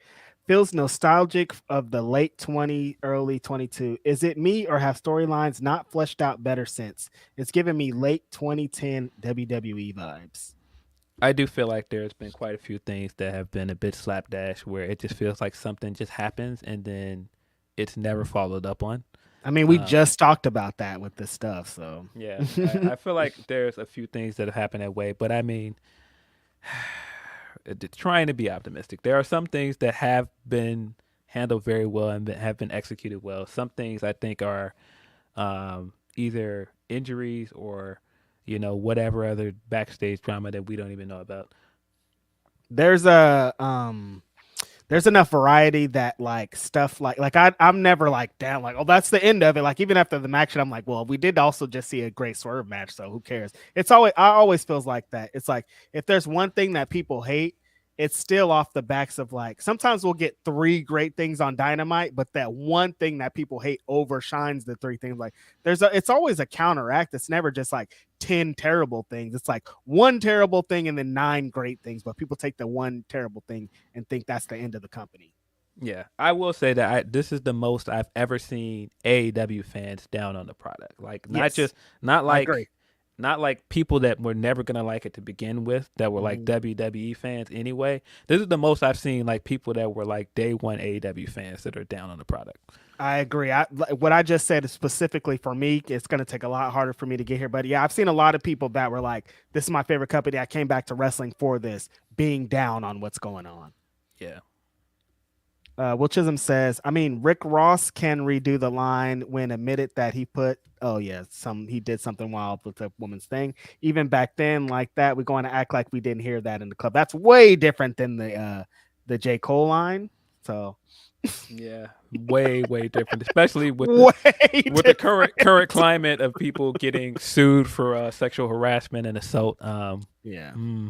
Very different. Will also says it felt like when Cody left AEW said we can do the Codyverse storyline better. Maybe. I do think it's interesting that Cody left and after he left he said he wished that he didn't do some of the world title stuff and he wished he wouldn't have done like some of the executive vice president stuff. And it does make me think about some of the stuff with the Bucks and I wonder do they have some of the same trepidations as Cody? Of course I can't speak for them. I hadn't thought about that. It does make me wonder, but again that's why I'm like I wish somebody would get the interview so we can get some of the answers to some of these questions. Because it does feel like that. Like it feels like they put that kind of thing out like Cody did, but quietly. We're like, we're not going to be the top guys because we are in this position and we want everybody else to win. It's like, man, I want you to be the top guys at least while we have you here. But I understand. Irene C says, for the AEW fan to insist that too much comedy on TV is dragging down Dynamite or isn't the spirit of AEW, BTE bits on TV might not be popular. Yeah, exactly, Irene. There's people that don't like the comedy that they're already doing, and bringing in the BTE stuff might be worse for people. I think it's the kind of comedy you do because comedy has been a big part of this company from day one, all the way to All In. The comedy stuff has always been there. I just think it's the kind of comedy acts that you're doing. Right. Yeah, it's some people want some like some things I think are funny, and then other things I think aren't funny at all. So it's like it's hard to do comedy in general. And then Will Chisholm ties in the BTE with Wayans Brothers. BTE ended like the Wayans Brothers show with no notice. Yeah, that was just devastating. They were just like, it's over, and I'm like, yo, what do you mean it's over? This is my favorite show. You can't say my show was over without nothing. They're like, what are you gonna do about it? It did, man. 2 brothers making a show. Crazy. And then last super chat is Ricardo the Reindeer Thief says, just want to send some love predictions for the 2 War Games matches. And that's a great way to move forward because we're going to get into War Games before we get out of here. Yeah, we got Survivor Series tonight in Chicago. Not really in Chicago; it's in Rosemont. But it's Chicago. It's in historic Allstate Arena. Used to be Rosemont Horizon. Seems like that is forever ago. Probably dated myself with that. Mm-hmm. That reminds me of old WWF shows when they'd be like, "We're gonna be at the Rosemont Horizon this weekend." Crazy. Took me back. Yeah. But yeah, Phil's gonna be outside, right? You're in there. You're in the building tonight for this big show. Yeah, I am excited for the show. Straight away, I would say I'm more excited for the women's War Games match than the men's. I think the story stuff they've been doing with the women's stuff has been really good. I mean, when you go back maybe a year or two ago, people were very down on Damage Control. Yeah. And I feel like they've done a lot with Damage Control in the lead up to this match that has really reworked the faction and has really raised interest in them. And I think especially what's interesting now is that they've done so much of it close to the pay-per-view as opposed to the Judgment Day stuff, where I feel like we've seen a variation of Judgment Day versus the baby faces so many times that it just doesn't have the same interest. I mean, of course, the big news story with that is adding Orton to the mix, but I still feel like I'm more excited for the women's match than the men's match. Yeah, the women, I think, with the addition of Asuka and Kyrie has like changed the trajectory of what Damage Control was. Because for a while we would come on this pod and be like, and Damage Control is on every show, and damn, they're not doing anything. But now it feels like they have some direction. I love them they're being like a unspoken mutiny kind of going on against Bayley and what she's presenting. And I like the prospect of what Bayley's going to do if she gets kicked out of this. I think the story coming in and out of the women's match is way more interesting than what we've seen 100 times on the other side. Absolutely. I think on both sides of the field, like I think the stuff with the Damage Control, like coming into this match and afterwards is so much more interesting of what's going to happen with them. But then you also add the Becky and Charlotte stuff to the mix. And then I feel like they've slowly like added interest to the babyface team over the last 2 episodes of SmackDown. Yeah. Like, I know people made their jokes about the Shotzi promo in the ring, but I thought the Shotzi segment with Charlotte was really, really good. Strong. I thought the stuff where she was saying, you were the first one to come up when I cut my hair and say I still look beautiful, and it looked like Charlotte elicited some real emotion. It looked real. Yeah, like we don't get to see Charlotte do that much as a character, and so I thought that added so much to this. And then you add like the ongoing stuff with her and Becky. They've been feuding for like almost 4 years now at this point. 5, because that SummerSlam was 2018. So yeah, you got all of that stuff that's like 5 years building into this. I think that's really good as well. You have Bianca in the mix. For whatever reason, Bianca is the leader of this team, which is like, man, you gotta get your team together, Bianca, because the way they ended SmackDown with them still arguing, I'm like, Bianca, you gotta get this together. Do you think they should have figured out a way to get Rhea Ripley in this? Maybe, but I can also see them wanting to give her a title defense on this card because she doesn't get a lot of them. And just as hot as she is, I understand giving her own match where she can just shine on her own. Right. I mean, you're also giving Judgment Day the other War Games match. I don't think you need to. So she's kind of involved in that too. Yeah. So. Yeah, I'm sure she's going to do something in a men's War Games match. So you probably didn't need her involved or close to both matches. And then before Monday, how does Randy Orton's addition, how is that for your excitement for this match? Does that help the match? Does it do anything, or is it just like, okay, I mean, it's going to get a big pop in the arena. He's going to come in and he's going to do some crazy RKO spot at some point in this match. Snake Man deal. Yeah. So I mean, I think it's gonna be cool. I mean, for me personally, the adjustment to this card that I'm the most excited about is Dragon Lee versus Santo Escobar. That is when they were doing the angle last night on SmackDown, I'm like, why are they doing this? And then like, oh, Dragon Lee's gonna take this place, and I was like, oh, thanks, I like that they're doing this. that is the biggest adjustment to any of this. I think that match is about to be fucking fire, yo. That's gonna be one of the sleeper matches of the card. The funniest thing about this for me is, of course, the Gunther match. They said, we're not about to let this man come and cook us again and have the best match of the show, so we're gonna put him in there with the Miz. We're gonna guarantee he's not about to outshine the show tonight. Put him in there with the Miz. It was not happening. Not happening, Gunther. I'm gonna make a bold prediction.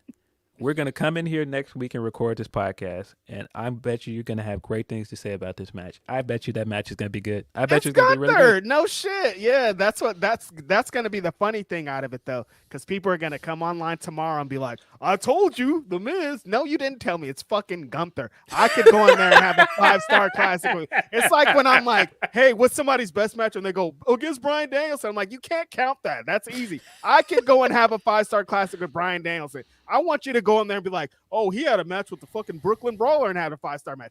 Then that's when you can talk about The Miz. You can't have him in there with the best wrestler on their fucking roster and then be like, look, I told you he can cook. So don't. You can't say that. It's not the same. It's Gunther. I mean, I do like the story that they've built here, and that Gunther is like this era's like He's the Intercontinental champion, the guy that stands out. And for a period, Miz was the guy when you thought of Intercontinental Championship. He was synonymous with that belt, and I very much not just trashing Ultimate Warrior and going, "Now get that guy out of here." Like I had to save that shit was hilarious. I had to save the belt from this, but also saying like, nah, when Miz was wrestling and when he was the guy, that was when I liked WWE I didn't like the that least. shit. And like the way he's been, I mean, just kicking this man's back in a promo. Gunther is so funny, dude. Like, yeah, when Miz was cooking, I ain't like that shit at all. Nah, man. Him getting in the ring and saying, nah, man, you were a weirdo that looked up to all these other guys and you wanted to wrestle like them, and then you came here and all these guys bullied you because none of them liked you, and you tried to figure out a way to belong, and guess what? You still don't belong in my ring. Like, yo, I'm like, yo, all right, man. You say cooking this guy. This is personal, I think, Gunther. Miz went and cried in the car after that because this is crazy. But yeah, yo, I think they're gonna cook, of course, because Gunther's on a legendary run right now. This is a pretty strong card. That's not all the matches. There's another one. There's 5 matches. So the first match, of course, well, we don't know the order of the match, but the Gunther and the Miz match, and then there's Rhea Ripley versus Zoe Stark, Dragon Lee versus Santos Escobar, and then both of the War Games matches. The War Games matches are both going to be like an hour each at this point. Of course. But yeah, I really like the story that they've been building between Gunther and Miz. I really like the idea that Gunther is like this like guy that's like, nah, I take this seriously. You're just a joke. And even though some people consider you one of the greatest IC champions, I don't. I've never seen you that way. I love it. And I think that Miz is gonna show out in the best way in this match. But I think they're still going to end with Gunther bullying and beating this man down. Yeah. Talked him down and then going to beat him down. Yeah, pretty wild. Yeah, I think he's, Miz always finds a way to deliver in these kind of matches and, kind of show people a side of him as a wrestler. And I think that's kind of the point of this storyline in this match is to really, highlight what he did for the IC championship and highlight what he's done as a WWE wrestler. But yeah, this is Gunther. Gunther's winning this, man. Yeah. Gunther's going to beat this guy handedly.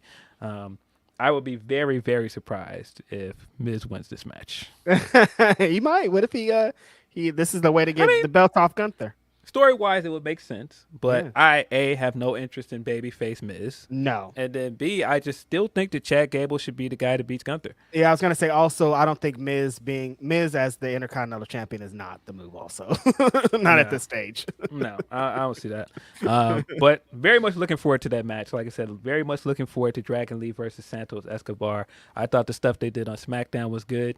The stuff where Santos was basically like, nah, man, this is everything I wanted. I should have been U.S. champion. I should have been doing this with my friend. And then that Carlito came in here. That guy in here, this outsider, what are you doing here? Santos said, where's your tattoo at? You ain't representing LWO. You don't even got our gear on. And I was looking around like, wait a minute. He's right. He's wearing his old shirt. He's not even wearing the LWO shirt. That's the guy you chose over me? Over me? I'm like, wait, Santos is cooking though. This is everything he's saying is kind of lining up though. Over me? Tobias Harris over me? Nah, bro. I felt Escobar on that one. Like, wait a minute. He got a point. Yeah. Him and Dragon Lee though are about to do the damn thing. It's gonna be good, especially in Chicago because it's not fully Chicago. But yeah, two of the best luchadors going toe to toe in Chicago area. Gonna be big lucha fan base here, big Latino fan base here. That match is going to get over very well here. I think that's going to be possibly match of the night. I think so. I think the Rhea Ripley match is probably going to be better than people expect, hopefully. I like Zoe Stark in this spot because Zoe Stark is one of those that's like, it feels like they've been putting her in positions to show what she can do, either with Trish or in this position. But, Rhea Ripley's winning this. Like, I don't think there's any surprise. I'm thinking in the men's match, in the men's War Games match, who's going to do the big spot? Like, who's the big spot taker in this match? Sami Zayn, maybe? I think Cody's going to do something crazy. I think Cody's going to just bleed, I would think. Bro. that has to be like the odds-on favorite going into War Games. Like, is Cody gonna bleed in this match? That's all I'm interested in. I'm so it's insane how much interested I am to see if Cody's gonna bleed tonight. I mean, it's his dad's match, and like you just everything going into this. He's on the poster with the camouflage makeup and stuff. It feels like he's gonna bleed, man. But as we know, WWE doesn't do blood, you guys. But see, if he doesn't bleed, that's why I believe he's gonna do something crazy. He's gonna do some big spot if he can't bleed. Like, it's the same thing with him doing the burning table. And I was gonna say, we have seen this nigga do a flying table. There ain't no bounds. him flying, doing that crazy moonsault off the top of the cage. He's gonna do something crazy. Oh, Cody's the guy. I forgot about that fucking moonsault. Yeah, it is Cody. Cody's gonna do something crazy in this match because he has to put a stamp on his dad's match. There's no way he doesn't do something crazy. We have to at the end of this match, it has to be like Cody did it, like, and so he has to do something big. You're right. He's gonna do something crazy in this match for sure. I'm super happy, honestly, though. There's been a lot of jokes and years of build up for Cody to legit get to this spot, like his dad's match in WWE. It's called War Games. Like, we've made jokes for years of like Cody would love to be in there, and he's finally gonna be in here. So shout out to Cody. Yeah, and it's Allstate Arena. This is the same place he had the Hell in a Cell match where he wrestled with the torn pec as well with Seth Rollins. Go figure. He's on the same team with Seth Rollins this time around. I just think this is gonna be the same way that was like his star making moment in front of the WWE crowd. Sounds crazy to say star-making moment. He was already a star, but big star. The thing that won him over with the WWE crowd last year, last time around, wasn't last year, but the last time around with the Hell in a Cell match, I feel like he's going to do something in this match in the same way that's going to get people like behind him, like he has to be the guy going into WrestleMania to beat Roman Reigns. Oh, yeah, because this is kind of that push. Like, we're starting to push to Royal Rumble, and they usually get things kicked off at Survivor Series. So, yeah, we got to get... This is the perfect way to get Cody back in the mix with this match. So he's triumphantly at the end with his arms up, with his fatigues on, like, we on our way. But the question for me isn't who's going to do, like, a big spot. Is Randy Orton going to stay a babyface? Is he going to, at the end of this match, stand there with his arms raised with the other babyfaces? Or is he going to initiate a feud with Cody Rhodes? He's going to, I think, at minimum, he'll do the show tonight and he'll be babyface, but by Raw he's already a heel. There's no way that the end of the Raw, that when Raw's over, he's not going to be a heel because it's Randy Orton. I can't believe it.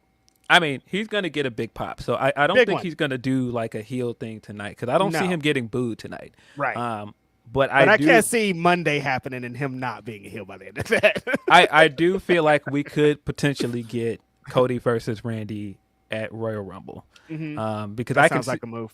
I could see them making a reason for Cody to not be in the Royal Rumble because he might not win it. And if that's a good idea. I mean, to get in front of it. Yeah, and I could see if you're doing any feud that goes back and it has like some story behind it, you can do the history and everything, and it won't feel as much like a filler feud in between WrestleMania. I think Randy would make a lot of sense. And the way that what leads me to believe that Randy is going to turn on, the way that Cody was talking about, like, he's my friend, we've done all these things, and Randy Orton don't get down like that. He's like, this is me. I don't care about history. I don't care about nothing. I'm going to hit you with an RKO and kick you in the head. So, yeah, I can't see Randy he's just so much better as a heel. Babyface Randy is so cheesy. Like, no, dude, I want to see you be conniving. Yeah, I think the men's War Games match is good, but again, more excited for the women's War Games match. Does Bayley make it out of Allstate Arena as still a member of Damage Control? I want to say yes, because I don't know what's immediate with what they're doing with Bailey. I think this might be like the one last straw where they eventually do the big kick out. Because I just feel like this show's gonna just end with the babyface women with their arms raised, but I don't know if they'll do the breakup tonight. They could. It's a good place to, and they've been setting it up for, but I don't know if it'll happen. I think it's happening tonight, and there's a few things that make me believe it's happening tonight. When Bailey came out on SmackDown and she did that whole thing of trying to split up the babyface team, and she was standing out there alone. Mm-hmm. Yeah, and then she went to the back, and they were all like, we ain't really fucking with what you're talking about, though, baby. And Charlotte immediately pointed out that Bailey was out there alone, and she didn't really have an answer. And then when she went back and talked to the others, and Dakota was like, yeah, that's what Io thinks. And they were all just kind of looking at her like, when then Asuka like hooked her up like, yeah, we were friends. And Asuka is definitely setting her up for the wet up, man. She's coming. Here, huh? It's coming. And there's other things like the babyface is saying like damage control is over after Survivor Series. And I don't think it's going to be because of the babyfaces. Mm-hmm. I think it's because the heels are going to turn on Bailey. And also, who's not in this match? It's a 4-on-4. Which member of the damage control is not in this match? Dakota Kai, who has famously in a War Games match turned on her partner. Yeah, mm-hmm. I feel like it's coming. I feel like Bailey is going to get turned on in this match. Gotcha. And I mean, also, like, if you want to, I think the big plus about doing War Games match and not doing the, brand versus brand 5-on-5 things is you get the storyline stuff in these matches. Right. And I feel like just like last year where we got the payoff to the storyline stuff of Sammy turning on KO instead, that was kind of the way to cap off the show. I feel like the damage control stuff is going to be that for this year's Survivor Series. Yeah. I think story-wise, there's more interesting story stuff here than there is in the men's match. And I feel like that's also why they're building up Charlotte and Becky stuff to make it seem like, all right, how are they going to coexist? How can they get along? But it's not going to be them that doesn't get along. It's going to be damage control. Gotcha. Do you think off the women's match, you think we're still getting to Charlotte and Bianca for Mania? I still think that's probably the move. Yeah. I don't know how we get there. Maybe Bianca or Charlotte wins the. No, I don't think that. I'm about to say neither one of them should win the Rumble. No, I still think Becky's winning the Rumble. Something about it just still tells me it's Becky's year. Becky and Rhea then. Yeah, I still think it's Becky, Rhea, WrestleMania. Mm-hmm. I don't know. I don't know how we get back to the storyline, but I definitely don't think that. Now, if you're looking for somebody on the women's side that's going to do a crazy spot, that's definitely going to be Shotzi. Shotzi's going to do a crazy spot. Yeah, no.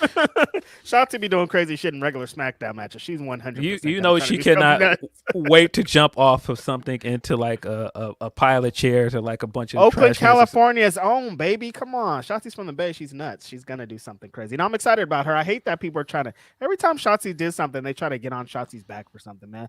Let Shotzi cook. Y'all some haters.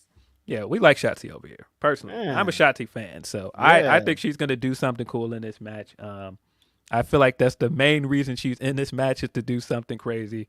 I like the reason that I like this women's match this year is because there's not anyone that's going to go in and dominate. There's not like a Shayna Baszler or like a Nia Jax that's going to go and kick the other team's ass. Like it seems like pretty even on both sides, and it's going to be like an even contested match. And like we don't know exactly what's going to happen. That's anytime there's some uncertainty, it just makes the match feel way better. And it feels like what are the stakes on the men's side? Like Randy Orton's back. We've seen every iteration of them in action together. It's like, that's going to be good because it's a War Game match. Cody's there. All the elements are there, but like there feels like way more stakes on the other side.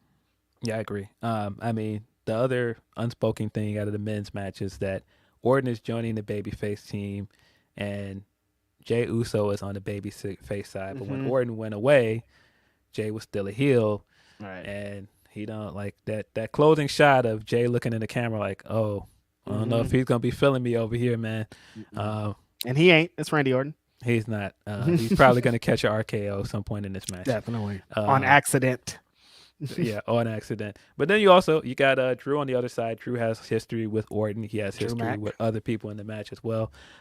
There could be cool things coming out of the men's match, but like I said, the women's match is really, to me, the best story going into the pay-per-view.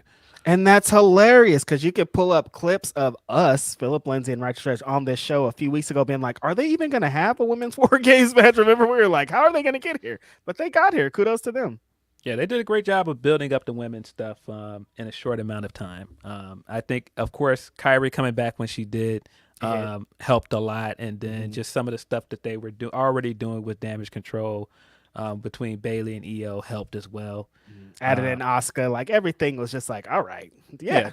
Bianca came back at the right time. You have stuff to build on, like Becky from last year's War Games match. I this thing came together quick, so can't complain. Exciting stuff. Tonight's the night. Are you going to be in the press conference too? Maybe. I don't know. Match of the year. Match of the year, Bailey. Match of the year. Okay, we got a few super chats before we get out of here. Leonard Aarons III says, Diddy being a bigger cycle than Suge Knight is the craziest thing we're learning in 2023 to me. Yo, Phil. Not looking good for that guy, man. More stuff has came out, Phil. We're the third woman that came out, and I immediately winced when the third woman came out, and she also added someone else to this that has a history of saying crazy things with women, and I immediately was like, oh yeah, he did that. You know what's the craziest thing about that is that said person, they used to be like, they used to compare him and R. Kelly. Like him and R. Kelly had a thing.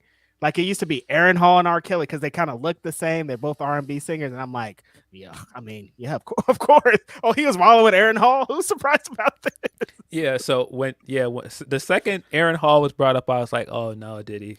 Oh no. And then that clip came out of him, Aaron Hall and Gloria Velez, and I'm like, take him to jail. I've seen that interview several times. You're talking about the one from Vlad? Mm-hmm. Yeah. Where he's like, I didn't know she was a pup. And I'm like, take him to jail right now. What are we doing? Yeah, man. That's why I'm like, yeah, once you added Aaron Hall to it, I was like, oh no. And then of course we know Aaron Hall's history with drugs and stuff, and yeah, it doesn't look good for Diddy. Of course, we didn't get to talk about it because it happened before we even recorded again. We talked about the first allegations coming out from the Cassie lawsuit.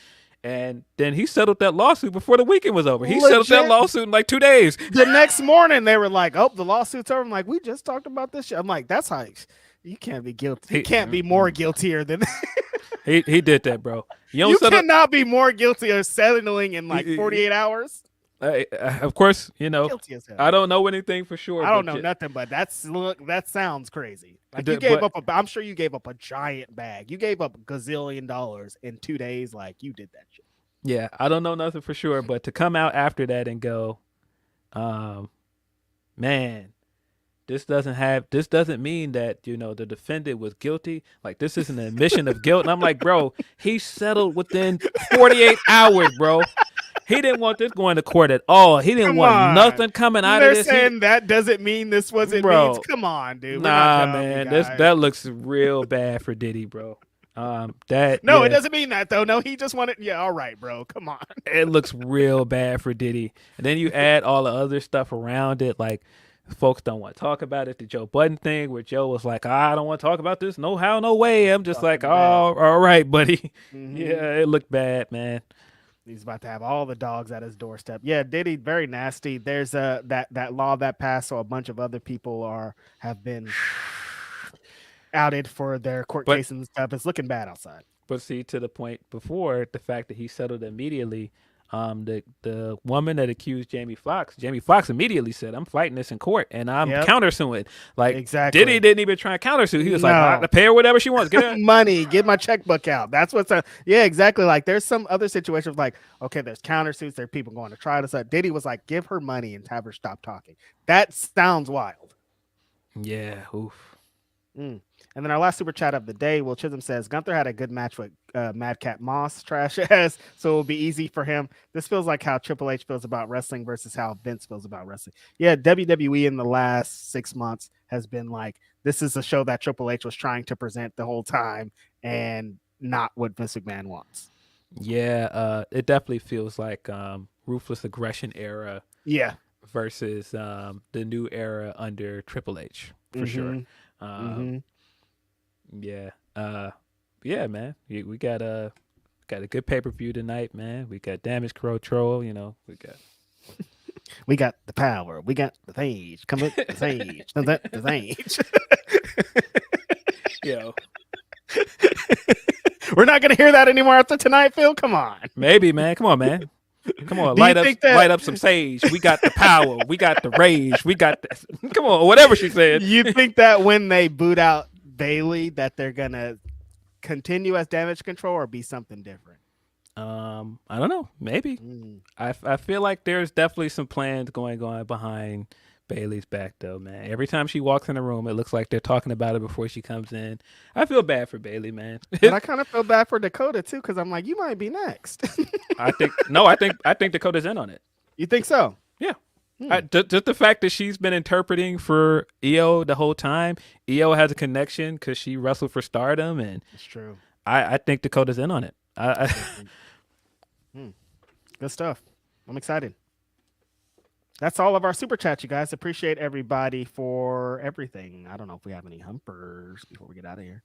Let me refresh. Humpies. Phil has to get on his job and hop over to the Rosemont. It's not at the Allstate Arena, is it?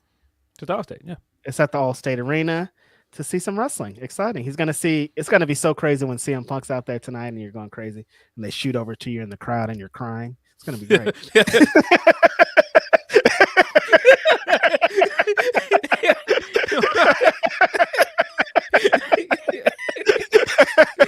If they shot over to the crowd and Phil was crying in the crowd, I would laugh until the end of time.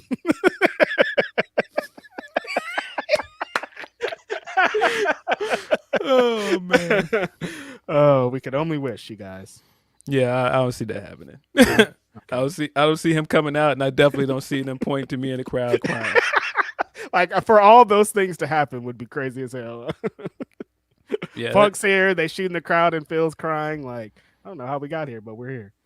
Yeah, man. The what I will say would make it very funny is if they just all of a sudden play Fire Burns and he comes out instead of a Cult of Personality.